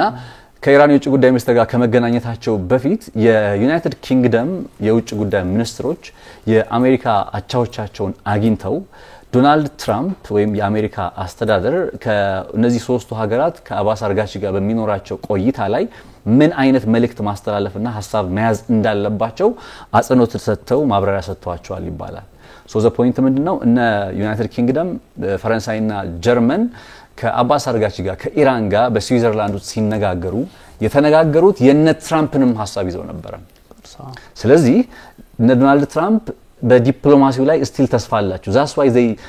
በ2 ሳምንት ጊዜ ውስጥ ውሳኔያችንን እናሳውቃቸዋለን ምናን የሚለው ነገር የገለጹት እንደቀደመው ቢሆን እኮ አልኩ እንደቀደመው ቢሆን መነጋገርም አይጠበቅባቸውም በቃ ማስ ዲስትራክሽን አለ ብለው ኢራቅ ውስጥ እንደገቡት ይገቡ ነበር። አሁን ግን ኢራቅ ኢራን ስላልሆነች ምንም እንኳን የኢራቅን ተሞክሮ ለመድገም እየሞከሩ ቢሆንም ነገር ግን ኢራቅን ስላልሆነች እንዲህ በቀላሉ ከገቡ በቀላሉ እንደማይወጡ ስለሚያውቁ በዲፕሎማሲያዊ መንገዱ ላይ ተስፋ አልቆረጥንም የምትለዋን ለማስቀጠል በዚህ 2 ሳምንት ውስጥ ምንድነው ታዲያ ለውጥ ሊያገኙ የሚችሉት? 2 ሳምንት ጠየቁ። በ2 ሳምንት ጊዜ ውስጥ አቋሜን አሳውቃቸዋለሁ አሉ ትራምፕ። ዴን በ2 ሳምንት ውስጥ ምን ሊፈጠር ነው? ማለት እስራኤል መደብደቧ ይቀጥላል ኢራንም ማጥቃቷ ይቀጥላል። ዴን ከዚህ የተለየ ምናየው ነገር የለማ። ሶ ለትራምፕ የተለየው ነገር ግን ምንድነው ስትል ዲፕሎማሲያዊ ጥረቶች በተወሰነ መልኩ ተስፋ እንዲኖራቸው ወይም ስቲል እንነጋገር በሚለው ጉዳይ ላይ ትራምፕ ተስፋ እንዳልቆረጡ ኢራኖችም ታውቃለህ አሜሪካ ካወገዘች እስራኤል የፈጸመችውን ጥቃት የምታወግዝ ከሆነ ከአሜሪካ ጋር በዲፕሎማሲያዊ መንገዶች ለመቀጠል ዝግጁ ነኝ ብላለች። ካወገዘች አሜሪካ እስራኤልን ካወገዘች የማይሆን ቢሆንም ግን በምክንያትነት አቀርበውታልና ሶ እነዚህ ጉዳዮች የሆነ ሽፍት መኖሩን ያሳያል ብያምናለሁ። አሜሪካ እንደቀደመው አይነት ጊዜ ላይ አይደለችም። በቃ በቀደመው ጊዜ ፈላጭ ቆራጭ ሆና እንደፈለገች የምትገባ የምትወጣበት ጊዜ አይደለም። አሁን ኢራን ውስጥ 2003 2005 ምናምን አካባቢ ላይ ቢሆን ፎር ሹር ይገቡ ነበር በዚህ ሰዓት ላይ ልክ ኢራቅ ውስጥ እንደገቡት ማለት ነው። አሁን ግን በቃ ያው ሚድል ኢስት ላይ አሜሪካ ፓወርፉል አይደለችም ወይም አቅም የላትም ለማለት አዳጋች ነው። የላትም ሳይሆን አቅሟ እየተዳከመ መጥቷል። እንደቀደመው አሸሸች እኮ ጦሯን አይደለ ኢራን ልትመታብኝ ትችላለች ብላ አሸሸች። እኔ እንጃ የሆነ ነገር ግን ያሳያል ባይ ነኝ። አለ ምናልባት ቀደም ላነሳው ጥያቄ ይሄ ትራምፕ እዚህ በ15 ቀናት ውስጥ ምንድነው የሚፈልጉት ካልክ የሚፈልጉት ነገር አንድና አንድ ነው። ኢራን ትደራደራለች። የምትደራደረው ደግሞ በጣም ዋር በመሰለ መንገድ ጦርነት በመሰለ መንገድ ምንም አይነት የኒውክሌር ጦር መሳሪያ አልታጠቅም የምትለውን ብቻ ነው የሚጠብቁት ዶናልድ ትራምፕ። ይሄ ደግሞ በኢራን ፖለቲከኞች በኩል ድርድር አይደለም ምንም ይሄ በቃ እንደተለመደው ጦር። ስለዚህ እሷም ደግሞ በዚህ መንገድ ምንም አይነት ዩራኒየም አላበለጽግም የሚል ስምምነት ላይ ትደርሳለች ብዬ አላስብም በግሌ። እንደዛ የምትል ከሆነ ጦርነቱ መግባት አያስፈልግም። ከዚህ በፊት እንዳነሳ ነው ላለፉት 45 ዓመታት ምናምን ህዝቡ ዋጋ መክፈል የለበትም ነበረ። የትራምፕ አንደኛው አላማቸው ይሄ ነው። እንግዲህ ለሳቸውም ተመቻችቶላቸዋል። ሁለት እድል አላቸው። አንደኛ በዲፕሎማሲው ምንድነው ምንም አይነት ዩራኒየም ቅድም ሲናገሩ እንደነበሩ ምንም አይነት ዩራኒየም ማበልጸጋችም የሚለውን ነገር፣ ሁለተኛ ጦርነቱን ጠቅላይ ሚኒስትር ቤንያሚን ኔታንያሁ ቀሰቀሱላቸው። ኔታንያሁ ጋር አውርተው የለ 40 ደቂቃ አወሩ። ከዛ ዜጎቻቸውን ከኢራቅ ይውጡ አሉና ትራምፕ ደን ድብደባው ሌሊት ተጀመረ። ስለዚህ አሉበት በግልጽ የሚያሳይ ነገር አለና ይሄ አንደኛ ይሄን ያደርጋሉ። አንደኛው በዲፕሎማሲያዊ መንገድ ምንም አይነት ዩራኒየም፣ ሁለተኛ በጦርነትም ቢሆን ምንም አይነት ዩራኒየም እንዳይኖራት ማድረግ ነው። ስለዚህ በሁለት ቢላ ቅድም እንዳልከው የስትራቴጂክ አምቢጊቲ አትለው ምና በጣም አስቸጋሪ የሆነ ዲፕሎማሲ ነው የሚከተሉትና within this 15 days የሚሆነው ኢራን ይሄኛውን የባርጌን ቺፕስ መስጠት ከቻለች ብቻ ነው ሊሆን የሚችለውና ደግሞ ሌላ በጣም የሚያሰጋ ነገር በዚህ ስብሰባቸው ላይ በጄኔቭ ምንድነው የተደረገው? ብሪታንያም ጀርመንም ፈረንሳይም የአውሮፓ ህብረትም ፎሬን ፖሊሲ ኃላፊዋ ካጃ ካላስም ነበሩ። ምንም ነገር እዛ መድረክ ላይ እስራኤል ያደረገችው ነገር ልክ አይደለም ብለው አላወገዙም። አባስ አራግጂም ተናደው ወደ ቱርክ ተመልሰዋል። ተናደው ስለ ልክ አይደለም ውሃ የሚያነሳ ነገር አይደለም የተወያየንበት፣ እኛም እንቀጥለው ቅድም እንዳነሳው እኛም እንቀጥለው እስራኤል መደብደቧን ካቆመች ብቻ ስለ ኒውክሌር ድርድር እናወራለን፣ ከቀጠለችበት ጦርነቱን እንቀጥልበታለን አይነት ያለው ነገር ስለሆነ ብዙም ነገር ተስፋ የሚደረግበት አይመስለኝም። በዛ ላይ የዓለም አቀፉ የአቶሚክ ኢነርጂ ድርጅት IAEA የሚባለው ልክ እንደ ቅድም እንዳነሳናት እንደ ቱልስ ሁሉ ምንም አይነት ማረጋገጫ አላገኘንም ካሉ ራፋኤል ግሮሲ ይሄን ካሉ ምንም አይነት ማረጋገጫ የለንም፣ ኢራን እንደዚህ አይነት ኢንቴንሽን እንኳን እንዳላት የሚያረጋግጥልን ነገር አላገኘንም። የጦርነቱ አስፈላጊነት ይሄኛው መሆኑ ብዙም ውሃ የሚያነሳልኝ አይደለም፣ ግን ኢራን የኒውክሌር ጦር መሳሪያ እንዲኖራት አንፈቅድም የሚል ሀሳብ ሰጡ። እንግዲህ አርብ አጋጣሚ ጁማ ስለሆነ ኢራን ውስጥ አጋጣሚውን ይጠቀማሉ። ብዙ ጊዜ እንደውም አያቶላህ ሀምኔ መድረክ አይወዱም ይባላል፣ ግን ሲናገሩ ደግሞ ብዙ ጊዜ አርብ ቀንን ይጠብቃሉ፣ ምክንያቱም ሰዎች ስለሚሰባሰቡላቸው። ትላንት ከባድ ተቃውሞ ነበረ ቴህራን ውስጥ። ተቃውሞ ማለት እስራኤልን ተቃውሞ ማለት ነው። እሱንማ እንዴት ተቃወማለ? አያቶላህ ሀምኔን ማለት ተቃወማቸው የመንግስት ለውጥ ተቃውሞ ያሉ ስለነበረ ኔታንያሁ 16 አይ ቲንክ አሁን ተከፍቶ እንደሆነ አላውቅም። ፎር 16 ሰዓታት ኢንተርኔት ዳውን ተደርጎ ነበረ። ያው አስቸጋሪ ስለሆነ ዘግተውባቸው ነበርና ለህዝቡ ሞራልና ለተለያዩ ነገሮች እንደዛ ተደርጎ ነበርና ሜቢ ኢራን ውስጥ ችግር የለም ፑቲንም ብለዋል። ባይዘው የኢንተርናል የሆነ ችግር የለም ማለት አይደለም። ያም ሆኖ ግን ኢራናውያን ብርቱ ናቸው። ኢራናውያን እንደውም አያቶላህ ሀምኔ መገደል አለባቸው የሚል ሀሳብ ሲመጣ ያሉትን ባለፈው አንስተነዋል። እንደዚህ አይነት ነገሮች ስላሉ ሜቢ የማይራመድ ጦርነት ነው ብለን ልናስበው እንችል። የማይራመደው ግን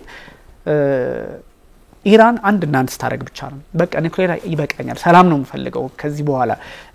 እንደዚህ እናንተ የምታረጉትን ነገር ተውኝ፣ እኔ በቃ ከዚህ በኋላ በዲፕሎማሲያዊ መንገድ ህዝቤን ልምራ ካለች ላይራዘም ይችላል። አንደኛው ፐርስፔክቲቭ እሱ ነው። ሌላኛው ደግሞ እስራኤልም ደግሞ እስከመቼ ድረስ ቅድም ብለን የለ እስከመቼ ድረስ አቅሙን ከየት ታመጣዋለች? አሜሪካን ብትጨመር የዲፌንስ መከላከያውን እስከመቼ ድረስ ታመጣዋለች? ቀጣይ ቀናቱን ራሱ እየደረሰ ያለው ጉዳትም ልክ አይደለም። እስራኤል ውስጥ በ50 ሚሊዮን ዶላር የሚያወጣ እንትን እያለቀ ኢራንም አሴም ታይም እስራኤል ውስጥ እያደረሰች ያለው ጉዳት ራሱ ለእስራኤሎቹ ወደ ድርድር እንዲመጡ በታሪካቸው እንደዚህ አይነት ጉዳት አይተው አያውቁም እስራኤል አይደለ? ስለዚህ ይሄኛው ነጥብ ደግሞ ሌላኛው አንተ ቅድም ካነሳው በተጨማሪ ሌላኛው ጦርነቱ ሊያልቅ ወይም ወደ ድርድር መምጣትን ተስፋ እንዲያደርጉ ሊያደርጋቸው ችግሩ ምን መሰለህ ይገባኛል። ቅድም እኔ መጀመሪያ ላይ እንዳነሳውልህ ነው ኢራንና እስራኤል ብቻ የሚያደርጉት ጦርነት ከሆነ ሁለቱም በቃኝ ተባብለው ሊታተው ይችላሉ። ሁለቱ ብቻ ግን አሁን ለኢራን ስትመለከተ ኢራን ማንንም ይመጣላት ቅድም ያነሳንላችሁ ሀገራት ዲፕሎማቲካሊ መንገድ ላይ ናቸው ብለን አሰብን እንጂ አሁን የእስራኤልን ጉዳይ ስታነሳ በቃ ቅድም እንዳነሳውልህ ነው አሜሪካ የምትባል ኃይል የእስራኤልን ኬዝ አተውም ስለዚህ አብራ ትገባለች አብራ ከገባች ደግሞ ኔታንያሁ የሚጎተጉቱት እኮ ድራግ አድርገውና ፕሬዚዳንት ትራምፕ በዚህ ጦርነት ውስጥ የሚያስገቡት እኮ የአሜሪካ ጦር ገብቶ ባይዋጋም ችግር የለባቸውም የአየር መከላከያ ስርዓታቸው ሚሳኤል ከተስተካከለለት ከተሰጠ እነሱ ጦርነቱን ያስቀጥላሉ በቃ ለምደውታል ላለፉት 50 ዓመታት ምናምን የሚያደርጉት ነገር ስለሆነ ሚዛኑ ነው የተለያየን የሚሆንበት የመን ሀውቲዎች ከአሜሪካ ጋር ድርድር አድርገው ሲያቆሙ ጦርነቱን ሲያቆሙ ግን እስራኤል ላይ ያከናወኑ የነበረውን ጥቃት ስቲል ቀጥሏል አሁን ባለፉት ቀናትም ነበረ ጥቃት ከአሜሪካ ጋር ግን በድርድር አቆሙ ሶ አንደኛው ይሄኛው እና አሜሪካ የእስራኤልን ጉዳይ በተወሰነ መልኩ አሁን ጦርነቱ ላይ ሊገቡ ይችላሉ ላይገቡ ይችላሉ ከሚለው ነጥብ ባለፈ የሉበትም ይያልኩ አይደለም ኢንጀነራል ኦፊሻሊ ፊሽካው ከመንፋት በዘለለ ድጋፍ ማድረጋቸው ማስታጠቃቸው መሳሰሉት ነገሮች እኮ አሉ ማንክደው ግን እነ ሀውቲ ደግሞ እነ ትራምፕ ያሉት ምንድነው ሀውቲን ስለቀጠቀጥ ነው ስለመታ ነው ወደ ድርድር መጣ ነው ያሉት እነ ሀውቲ ደግሞ ምን ብለው ነው የተናገሩት የለም በቀይ ባህር ላይ ስላስጨነቅናቸው መርከቦቻቸውን በርግጥም ደግሞ አስጨንቀዋቸው ነበር ማንክደው F-35 የአሜሪካ የጦር ጀት እስከሚሰምጥ ድረስ ነው ሀውቲ ያስጨንቀው የነበረው በዛ ቦታ ላይ እሱኛው ጉዳይ እንደው ብቸኛው ምክንያት ነው ያልኩ ሳይሆን ግን አብሮ ሊነሳ ይገባል ሀውቲ አሜሪካን በተወሰነ መልኩ በዛ ሞመንት ላይ ማንገዳገዱ አብሮ ሊነሳ ይገባል ላይክ አሜሪካ ከሀውቲ ጋር እንድትስማማ በቆየ ቁጥር በቀጠለ ቁጥር ሌላ ፕራዮሪቲዎች ሌላ ቅድመ ሁኔታዎች እንዳሉባት በማሰብ ጭምር ወደ ድርድር እንደመጣች ቢታወቅም እንደው ሀውቲ ትራምፕ እንዳሉ ስለቀጠቀጡት ብቻም አይደለም በቃ እንትንበል ብሎ እንስማማ ብሎ እንደዛ ቢሆን ኖሮ የእስራኤልን ጉዳይ መደራደሪያ ጠረጴዛ ውስጥ ይመጣ ነበር ሀውቲ ተሸንፎ ቢሆን ኖሮ ማለት ነው ሶ በዚህው አግባብ ኢራን ውስጥም ስትመለከተው የኢራን ሰዎች አይኖ ከባድ ከእስራኤል አንፃር ከባድ ጉዳት ደርሶባቸዋል የሚመጣባቸው ጫናም ከበድ ያለ ነው የመሳሰሉት ነገሮች አሜሪካ ብትገባበትም ግን አንድ መርሳት የሌለብን ነገር ኢራናውያን ወይም የኢራን ጦር አሜሪካን ማያስጨንቅም አንልም ሀውቲም ያስጨነቀው ነበር በቀይ ባህር ላይ እንደምታውቀው በመካከለኛው ምስራቅ ያሉ የአሜሪካ የጦር ሰፈሮች ሁሉም በኢራን የባላስቲክ ሚሳኤል ራዳር ውስጥ ያሉ ሀገራት ናቸው ሁሉም እስራኤል ላይ እንዳለ ሁሉ ኦማን ውስጥም ያለው ሳውዲ ውስጥም ያለው ምን ውስጥም ያለው ሁሉም በኢራን የባላስቲክ ሚሳኤል ኢንክሉዲንግ እዚህ ጅቡቲ ድረስ ጅቡቲ እንኳን አለ የሚባለው የአሜሪካ የጦር ሰፈር እንኳን በኢራን የባላስቲክ ሚሳኤል ራዳር ውስጥ ነው ይሄን ምን ለምንድነው አሁን ኢራን ታሸንፋለች አይደለም የሚደርስ ግን ጉዳት ማድረስ ትችላለች እኔም እኮ ያልኩ አሁን የሁለቱ ሀገራት የሚዛን ጉዳይ ነው ለምሳሌ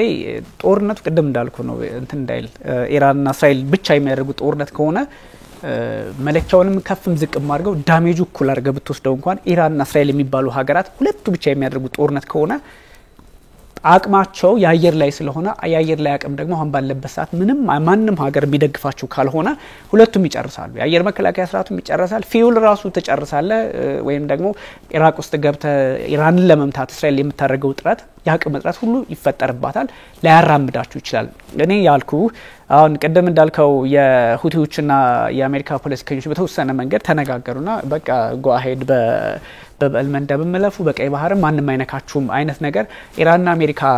ተደራድረው እስራኤልን አሜሪካ እንግዲህ ተወጩ ምትል ሀገር አይደለችም እንደምታውቀው ካላቸው ስትራቴጂ ካላቸው ከዚህ አንፃር ነው በዚህ ጦርነት ሌሎች ሀገራት የሚደረቡ ከሆነ ተጎጂዋ ኢራን ነች ነው ምክንያቱም ኢራን ብቻዋን ስለሆነች ያ ማለት ግን እንዳልከው ነው ጋዛ ውስጥ ሐማስ ብቻውን እስራኤልን ስቲል የሚፋለም ብቸኛው ኃይል የሊባኖስ እንኳን እኮ ሄዝቦላ እንኳን እኮ ተጥ ብሏል እኮ አሁን ባለበት ሁኔታ ባለፈው እንዳልኩ ምንድነው የሚሆነው ምናምን ግራ እየተጋባ ያለበት ጋዛ ላይ ስቲል ሐማስ ይዋጋል ያ ማለት ቀላል ኢራን ነች ሶ አሜሪካን ብትገባ ዋጋ ታስከፍላለች ግን ሚዛኑን ዝም ብለህ ታስቀምጣው አሜሪካ ኢራንን እስራኤልን የመደገፏ ነገር ሳይታለም የተፈታ አሁን የምታደርገው ነገር ስለሆነ ጉዳቱ እሷ ላይ ያመዝናል ነው አሁን አገር ለአገር ኔሽን ለኔሽን ከሆነኮ በዚህ ልክ ከቀጠሉ በቃ ሚሳኤል ነው የሚተኳኩሱት ያ ድርድር ላይ ሲመጡ የሚደርስባቸው ጉዳት ለሁለቱም የኢራን ላይ የሚደርሰው ጉዳት ሊበልጥ ይችላል ያ ጉዳት ግን አስጨንቋት ኢራንን በቃ ኢራን ተጎጂ ሀገር ሆና ብቻ አይደለም ድርድር ጠረጴዛ ላይ ወይም በቃ ቀደም እንዳልከው የኒውክሊየር አረሮችን ወይም 0% ዩራኒየም አላበለጽግም ልትል አትችልም because እነሱም በተወሰነ መልኩ አሜሪካና እስራኤል አንድ ላይ ሆነው 50 ሚሳኤል 50 ጉዳት ሲያደርሱ ኢራን ብቻዋን ሆና ደግሞ 2 ጉዳት ማድረስ ትችላለች ስለዚህ በዚህ መከራከሪያ ብቻ 0% ዩራኒየም ወይም ምንም ዩራኒየም አላበለጽግም በሚል አግባብ ላይ ወደምትሆንበት ሁኔታ ውስጥ ተቀምጣ ፕሪቴክስት የሚመጣው ሶ ፕሪቴክስት ኮሚሉትም ኢራኖችን ፕሪቴክስት ያደረጉት ነው እንጂ የኒውክሌር ጉዳይ የለንበትም ለሰላም ነው የሚሉትም ለዚህ ነው ሶ ፕሪቴክስት ይፈልጋሉ ቅድመ ሁኔታዎችን ምክንያት ይፈልጋሉ ልክ እንደ ኢራቅ ሶሪያ ኦር የሆነ ሀገር እንደተደረገው ሚድል ኢስት ላይ እንደተደረገው አይነት ነገር ይፈልጋሉ ስለዚህ አሁን በዚህ በ15 ቀናት ውስጥ ዶናልድ ትራምፕ ምንድነው የሚፈልጉት ሁኔታውን አንደኛ እስራኤል አሁን ባለችበት ሁኔታ ጦርነቱን አጠናቃ ለትራምፕ በቃ አሁን ኒውክሌር ወድሟል እርሶ እንደፈለጉ ማድረግ ይችላሉ ሚላቀም የላትም በአሁኑ ሰዓት ኢራን የምታደርሰውን ጥቃትና ውድመት ያያየን እስከሆነ ድረስ ፕላስ ሩቅና ሩቅ ሀገር ናቸው የአየር ላይ ጥቃት ነው የአየር ላይ ጥቃት ደግሞ ኢላማ እየጠበቅ ማውደም ነው ሌላ ምንም ነገር የለውም ድራግ የሚደረጉት ኃይሎች ናቸው አሁን ኢራን ማን ነው ድራግ አርጋ የምታስገባው እና ፑቲን ናቸው ወይ እና ሺ ጂንፒንግ ስትላቸው ቅድም ባልኩ በዲፕሎማሲው መስመር ላይ ተሰልፈዋል እሱ ከራሳቸው ፍላጎት ቅድም ካነሳናቸው ጉዳዮች አንፃር እንደተሰለፉ ያሳያል ያወግዛሉ በግልጽ ግን የነኔታኒው አሁን የሚጣጣሩት ኔታኒው ብቻቸውን ይሄን ጦርነት እንደማይቋጩት አንደኛ ደግሞ መርሳት የሌለብን ጠቅላይ ሚኒስትር ቤንያሚን ኔታኒው በባህሪያቸው ቅድም እንዳልከው ነው እዚህ ላይ ቢቋጭ ይሄ ጦርነት እስራኤል ተሸንፋለች በቃ ምክንያቱም የነበረውን ስነልቦና የነበረውን እዚህ ቦታ ላይ ጥቃት ማድረስ ሊፈጥረው የሚችለውን ጫና ስለምናቅ ወይንም ደግሞ እስራኤል በዚህ ልክ ፕሮቴክት የተደረገች የተጠበቀች ማንንም ሊደፋት የማይችል ሀገር ናት ተብላ ስለምትታሰብ እዚህ ላይ ጦርነቱን ቢቋጩት ጠቅላይ ሚኒስትር ቤንያሚን ኔታንያሁ ጦርነቱን አይቋጩት የማይቋጩበት ምክንያት በጣም የግል ባህሪያቸውን ራሱ ማንጸባረቅ ይፈልጋሉ በትልቁ የሀገራቸው ምስል ላይና ከኔታኒው ባህሪ አንፃር ጦርነቱን ከማስቀጠል ፕሮሎንግድ ከማድረግ አንፃር ሁለተኛ ደግሞ ኔታኒው ምንም ቢሆን ምራቡ ዓለም ጥሎ አይጥለኝም ብለው ስለሚያስቡ በዛ ላይ አሜሪካ ውስጥ የሚተራመሰው ሎቢ ሁሉ አንድ ስራ ይሰራልኛል ብለው ስለሚያስቡ ሊያስቀጥሉት ይችላሉ ነው ጦርነቱማ ቅድም እንዳልኩ የዳሜጅ ጉዳይ ሲነሳ እስራኤል ውልቅልቅ ወጥቷል ማለት ይችላል እኮ ቴልአቪቭ እኮ ተቀጥቅጧል የሞሳድ ቢሮ እኮ ተመቷል የአሜሪካ ቆንስላ እኮ ተመቷል ምንም እንኳን የተለያየ ሐሳብ ቢኖርና ይሄ ቀላል አይደለም ዘን ምንድነው የሚሆነው ከዚህ ቀጥሎ ምንድነው የሚሆነው ካልክ እነዚህ ሁለት ሀገራት በዚህ ትክሻለትክሻ የተለካኩ ቀጥለው መጨረሻቸው ምን ሊሆን ይችላል እግረኛና ለእግረኛ በፍጹም የማይገናኙ ሀገራት ናቸው አይሆንም ሶ በቃ እስኪ ለጊዜው ተውት ተብሎ ልክ እስከዛሬ እንደነበሩበት እንደውም ጥሩ እንትን ነበረን እኮኛ አይደለ ፌዝ 1 ፌዝ 2 ፌዝ 4 ድረስ በደንብ አውርተንበት እናቃለን የሁለቱን ሀገራት ግንኙነታቸው ወዳጅ ጠላት ግራጋቢ ምናምን ይያልን በአራት ምዕራፍ ከፍለን በደንብ አውርተንበት እናቃለን አሁን እንደውም አስተውሳለሁ ከ3 ወር በፊት አምስተኛውን ምዕራፍ የነዚህን ሀገራት እንመለከታለን ሲባል ነበር ስለዚህ አሁን ተንታኙ ስላልነገሩን ሳይሆን ፊፍዝ ቻፕተር ላይ ደርሰዋል የጦርነት ላይ ደርሰዋልና ከዛ በኋላ ምንድነው የሚሆነው ከተባለ ሁለቱ ብቻ የሚጓጉ ከሆነ ዶርማንት የሆነ የጦርነት ከባቢ ይፈጥራሉ ዝም ያለ ከዛ የሆነ ሰዓት የሚያስነሱት ግን ኃይሎች የሚመጡ ከሆነ ወዴትኛው ነው ብዙዎቹ የሚሰባሰቡት አረቡን የምታውቀው ነው ምንድነው ካታር የሚያደርጉትን ነገር የምታየው ነውና ሜቢ የዩኬ ሰዎችም የኤምባሲ ሰራተኞች ዜጎቻቸውን ከኢራን እንዲወጡ ያደረጉ ነው ከእስራኤልም እንደዚሁ ቻይና ከሁለቱም ከኢራን ከእስራኤል እንዲወጡ አድርጋለችና ሜቢ ይሄን ነገር ስትመለከት ደግሞ ጦርነቱ ሊራመድ ነው ቢቀጥል ይችላል ሞስት ፕሮባብሊ አሁን ከእስራኤሎች እስራኤል the new normal የሚባል ትሬንድ አላት ለምሳሌ ጋዛ ውስጥ የመጀመሪያ ጦርነቱ የጀመረ አካባቢ ላይ ሰማን አይደለም ምን ያክል ጉዳት አድርሰው እንደነበረ ምናቀው ነገር ነበር ከዛ አሁን አመት አለፈው ዛሬም እኮ በእንትኑ ጦርነት በዚህ በኢራን ጋር ባለው ጦርነት ነገሮች ተውጣው እንጂ ጋዛ ውስጥ ስቲል ስትራይኮች አሉ that's why we call the new normal የምንለው ማለት ነው በቃ እስራኤል የሆነ ነገር ሄዳ የአየር ድብደባ ያከናወነች መቀጠል the new normal ነው አንደኛው ይሆናል በየማስበው ይሄኛው ጉዳይ ነው በቃ እንትናቸው አቀማቸው ሌሎች ሀገራትን ቢገቡበትም እና አሜሪካ ምናምን ቢገቡበትም በቃ በዚያው ልክ ጨርሰናል ብለው እስከሚያስቡ ድረስ ኔታንያሁ በቃ ኢራን መደብደባቸውን ይቀጥላሉ I don't think ኢራንን ሙሉ በሙሉ የጸረ አየር ላይ ጥቃት መከላከያ ቴክኖሎጂዎቹ ላምክኗቸዋል ሚሳኤል ላውንቸሮቹ ላምክኗቸዋል ብዬ አላስብም የምዕራቡ ዓለም ሚዲያ እንደሚናገረው ማለት በቃ የምዕራቡ ዓለም ሚዲያ በዚህ ሰዓት ሙሉ በሙሉ እስራኤል እንዳሸነፈች አድርጎ ነው እየነገረን ያለው ግን ገና ነው ጦርነቱ ኢራኖችም ስቲል በሚዲያዎቹ ላይ በሚቀርበው ደረጃ እንደው ሙሉ በሙሉ ልቅልቅ ብላለች ብዬ አላስብም። የእስራኤልን ጥቃትም ደግሞ እስራኤል ላይ የደረሰውን ጥቃትም አጋን ነው እንደሚያቀርቡ አንዳንድ የአረብ ዓለም ሚዲያዎችም ደግሞ አይደለም እስራኤል ላይ የደረሰው ጉዳት በጣም ተጋኖም ቀርቧል። በተለይ አንዳንዶቹ አሁን ሃይፋ ላይ የደረሰ ከበድ ያለ ጉዳት አለ። ሃይፋ እስከ መዘጋት ድረስ ደርሳለች። የመሳሰሉት ነገሮች ማንክዳቸው ነገሮች እንዳሉ ሆነው ግን በቃ ሙሉ በሙሉ እንደው በቃ እስራኤል ያበቃላት ሙሉ አቅሟ የተጋለጠ ምናምን አድርገው የምታቀርባትም ሀገር አይደለችም። ሁለቱም በተወሰነ ደረጃ አቅማቸውን እየተያዩ እየተለካኩ ነው የሚቀጥሉት ዲተረንሳቸውን ለማስጠበቅ ስለሆነ እስካሁን የኒውክሊየር ጦር ማብለያ ጣቢያዎች ላይ ጥቃት ሰንዝራለች እየተባለ ነው። አሁን ምንም እንኳን IAEA የሚባለው ዓለም አቀፍ የአቶሚክ ኢነርጂ ኤጀንሲ አንደኛ ኢራን እያዳላብኝ ነው ስትል ክስ ያቀረበችው በተባበሩት መንግስታት ድርጅት ይሄንን ነው የኒውክሊየር ማብለያ ጣቢያዎች ላይ ጉዳት እየደረሰ ግን IAEA ዝምታን መርጧል። ቢካዝ በዓለም አቀፍ ህግ የጦር ወንጀል ነው ይሄ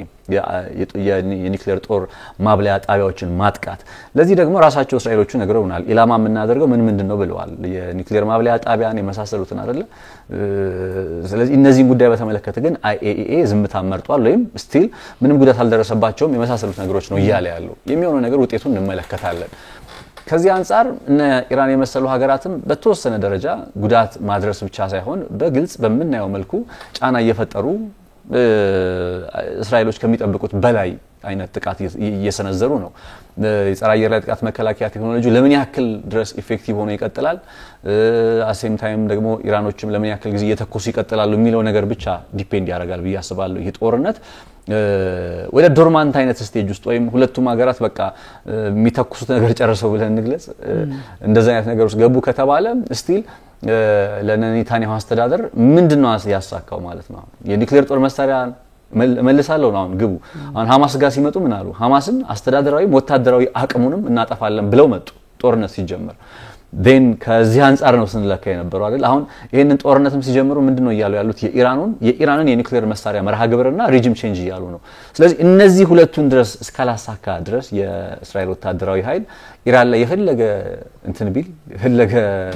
ጉዳት ቢያደርስ ምናምን በፍጹም አሸናፊ ተጠቃሚ ልትለው አትችልም። የኒውክሊየር ማብለያ ጣቢያው ፕሮግራም ወደ ኋላ እስካልተመለሰ ወይም እስካልጠፋ እስካልተወገደ ድረስ የአገዛዝ ለውጥ እስካልተፈጸመ ድረስ እነዚህ ሁለቱ ደግሞ somethingስ ሊሳኩ የማይችሉ አይነት እቅዶች ናቸው ብዬ ማስበው። በተለይ የሆርዶፋ የኒውክሊየር ማብለያ ጣቢያ ስትራክቸሩን ወይ ኔክስት ታይም ስንመጣ በዲቴል እንገባና እንደው በግራፊክስ የተሰራ ነገርም ካለን እሱን እየተጠቀምን ማሳየት እንችላለን። ሴንትሪፋጅ ሃርት የሚባለው በቃ ልቡ የኒውክሊየር ጦር መሳሪያው ልብ የመርሃ ግብሩ ዋነኛ ማንቀሳቀሻ እጅግ በጣም ጥልቅ አሁን ምንድነው በበንከር በስተርስን ከአሜሪካ ማምጣት ይፈልጋል አይደል? የላትም አሁን እስራኤል ማይካድ ነገር ነው። then እሱን ብታመጣ እንኳን የማደርስበት አይነት ርቀት ላይ ተቀምጧል እየተባለ ነው በቅርብ እየወጡ ያሉ ሪፖርቶች የነዚህ የኒውክሊየር ማብለያ ጣቢያዎቹ እና ስለዚህ እንዴት ነው የሚሆነው? እነዚህ የኒውክሊየር ማብለያ ጣቢያዎችን ከላይ ብቻ ነካ አድርገ የኒውክሊየር ጣቢያ መታው ይያልክ የምትጎረርበት አይነት ነገር አይፈጠርም ወይም የኒውክሊየር ከዚህ አንፃር ግብ አይሳካም ማለት ነው። እዚህም ነው ጦርነቱ እዚህ ላይ ከተጠናቀቀ እስራኤል ተሸንፋለች። ኢቭን ዶርማንት ስቴጅ ላይ ቢገቡም እንኳን መተኳኮስ ቢያቆሙም እንኳን ስቲል እስራኤል በዛ ሲቹዌሽን ውስጥ ያገዛዝ ነው። ይሄ ማለት ነው ፎርዶ የሚባለው ይሄ ነው የአሜሪካ በቢቶች ይሄ ባንከር ቦምብስ የሚባሉት ከ90 ሜትር ምናምን ጠልቀ ገብተው እሱ ከባድ የሚያደርገው ምንድነው ብዙ ቦምቦች ነው አንዴ የሚለቀውና በሱ ብቻ ነው ሊመታ የሚችለው the only ቦምብ ያላት አሜሪካ ናት ተብሎ ይታሰባልና actually የሆነ something ልትመታ ብትችል ነው። በጣም ማውንቴነስ ነው መሰረተ ልማቱ ነው ከላይ ያሉት መሰረተ ልማቶች እነዚህ ነው። ለዛም ነው ይሄ ድርድሮች በድርድር ብቻ አሁን ዶናልድ ትራምፕ አሁን እንዳሉት በድርድር ብቻ ሲባል ግን አሁን ድርድሩ አስቸጋሪ ትራምፕ ሁለት ነገሮችን ነው ይዘው ነው ሊመጡ የሚችሉት። አንደኛው የሚሊታሪው አማራጭ በጠቅላይ ሚኒስትር ቤንያሚን ኔታንያሁ በኩል አላቸው። ስለዚህ ችግር የለውም። በድርድር አማራጭ ፍጹም ሊሆናቸው አይችልም ባይኔ በሚሊታሪ አማራጭ ኢራንን ከኒውክሊየር ጦር መሳሪያ መርሃ ግብር በፍጹም ሊያቆማት አይችሉም። ሪጅም ቼንጅም በፍጹም ሊያሳኩ አይችሉም። የግል ይታይ አረንቲንግ እንደዚህ ታከይዶች የአሜሪካ ፖለቲከኞች ከገቡበት ከውስጥም ከውጭም ነው ጫና የሚፈጥሩበት። እንደ ሙአመር ጋዳፊን የመሰለ ጠንካራ መሪ ሚድል ኢስት አልነበረም እኮ አፍሪካ የአፍሪካን ሙቭመንት እንዴት ሲመሩ እንደነበረ ምዕራቡን እንዴት ገትረው ያዙ በመንግስታቱ ድርጅት ቻርተር ሲቀዱ ምናምን እንደሳቸው ብርቱ ሰው አልነበረም። እንዴት እንዳስወገዷቸው አንድ እንትን ልንገር ለምሳሌ ኢራቅ ኢራቅ ውስጥ የኦርሳክ የኒውክሌር ማብለያ ጣቢያን 1982 ላይ ነው እስራኤል የመታችው 1982 ላይ ስትመታው አላማው የኢራቅን የኒውክሌር መርሃ ግብር የነሳዳምን ማለት ነው የኒውክሌር መርሃ ግብር ማስቆም ነው ሶ የኒውክሌር ማብለያ ጣቢያው ልክ እንደዚህ መቱት ግን ፕራክቲካሊ መምታትና ማስቆም አልቻሉ እንዲያውም ፈጠነች ኢራቅ የበለጠ ሶ ዘ ገልፍ ዋር ወይም የገልፍ ሀገራት ጦርነት 1992 ላይ የምታስታውሰው ዋን ኦፍ አላማው የኢራቅን የኒውክሌር መርሃ ግብር ላንዲና ለመጨረሻ ጊዜ መክታት ነበር ገልፍ ዋር አክቹዋሊ እግረኛ ወታደሮች መግባት ነበረባቸው ከዛ በኋላ ያኔ የኒውክሌር መርሃ ግብሩን በገልፍ ዋር ጦርነት ጊዜ በገልፉ ጦርነት ጊዜ ወይም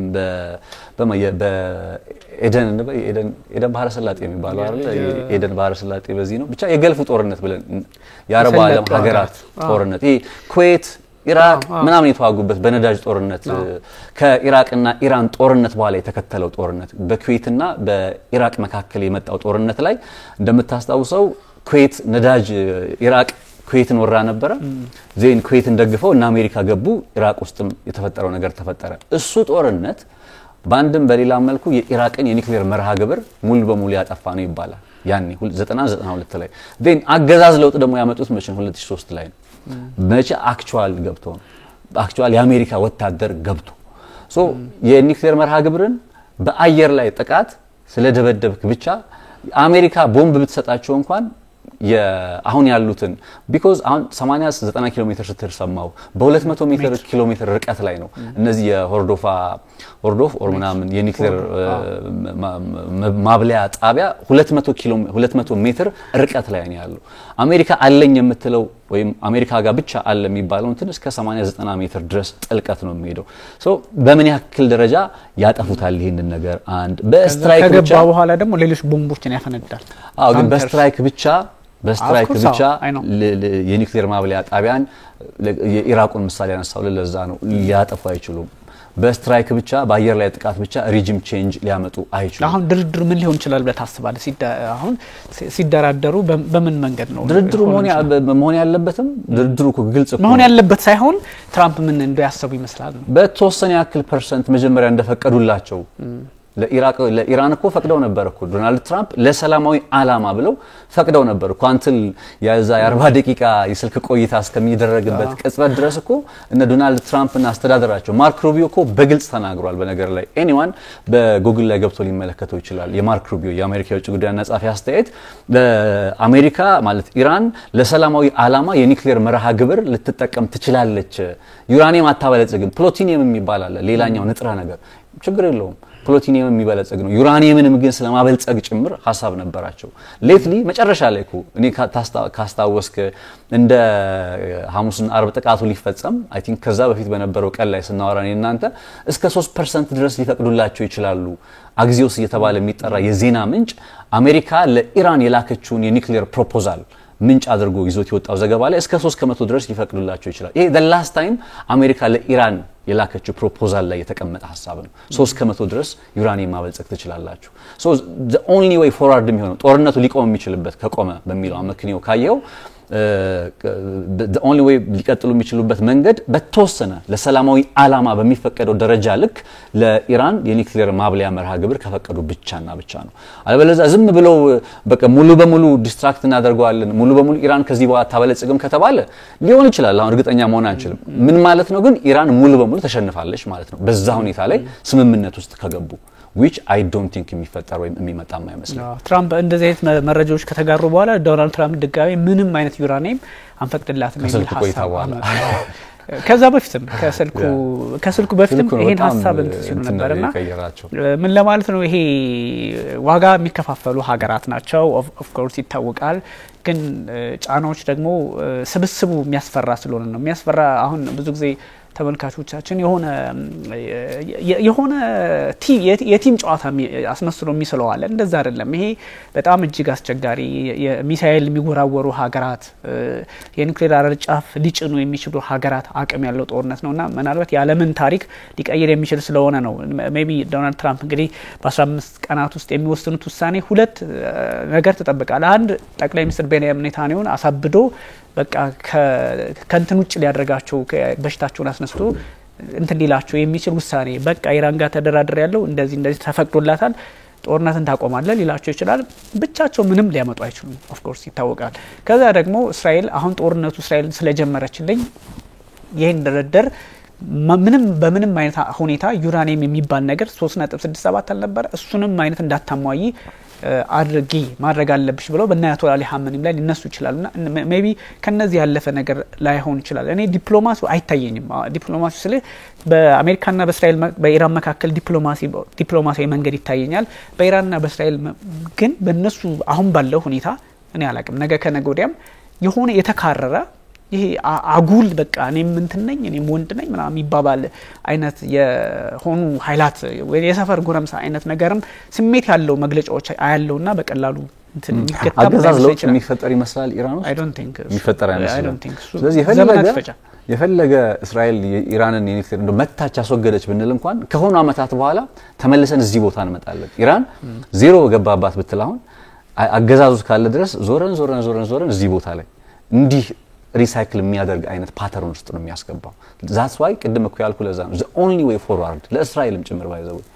እስራኤል እስከመቼ ነው ሚሊተሪ የበላይነት ራስ የሚቀጥለው ወታደራዊ የበላይነት አላት በቃ አመንን እሺ አላት ዓለምን የሚያስጨንቅ አይነት ወታደራዊ አቅም አላት እሺ እስከመቼ ግን ይቀጥላል በፍጹም እስከ ዘላለማዊ ሆኖ ሊቀጥል አይችልም የህዝቦቿ ደህንነት አሁን ላይ እውነት የሚጠብቀን ማን ነው ብለው ነው የሚያስቡት እስራኤላውያን አይረንዶም አይደል ታድ ምናምን ነው ብለው የሚያስቡ የሚመስለኝ because ስላሉም ነው እነሱ ሰርቫይቭ ያደረጉት እንደዚህ አይነት ነገር ውስጥ የገቡት እንጂ ከዚህ የበለጠ ጉዳት ሊመጣ ይችል ነበር አይረንዶም ስላለ ታድ ስላለ አሮስ ውስጥ ስላለ ምናምን ሶ ይሄ ግን ዘላለማዊ አይደለም የወታደራዊ የበላይነት በዙሪያ ይህን አይነት ጠላት እንዲያፈራ ዘላለም አትቀጥልምና እነዚህ ሀገራት በሆነ የታሪክ አጋጣሚ ላይ ጠንካራ ወታደራዊ አቅም ቢኖራቸው እና አሜሪካ ኃያልነታቸው ያበቃለት ነው ይያለ ነው አይደለ በጂኦፖለቲካ ባለም የዓለም የጂኦፖለቲካ ኃይል አስተላለፍ ላይ ካልክ በኋላ ደግሞ አንሰራርቶ ታያቸዋል ፑቲንም ከመግለጫ አይሻገሩ ቴንደንሲው ስታምን ያው ጂኦፖለቲካውን አክቹሊ ከቻይናና ከአርገንስ እናስበው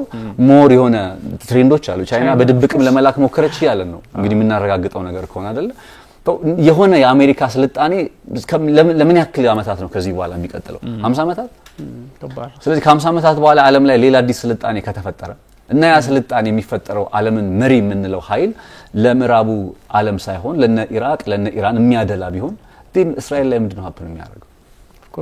አሁን ሀገራትን በ50 አመታት ታሪክ ብቻ እናስባቸውማ ሶ ሚሊተሪ ሱፔሪዮሪቲ ዘላለማዊ አይደለም ወዳጅነት አጋርነት ትብብር ነው ዘላለማዊ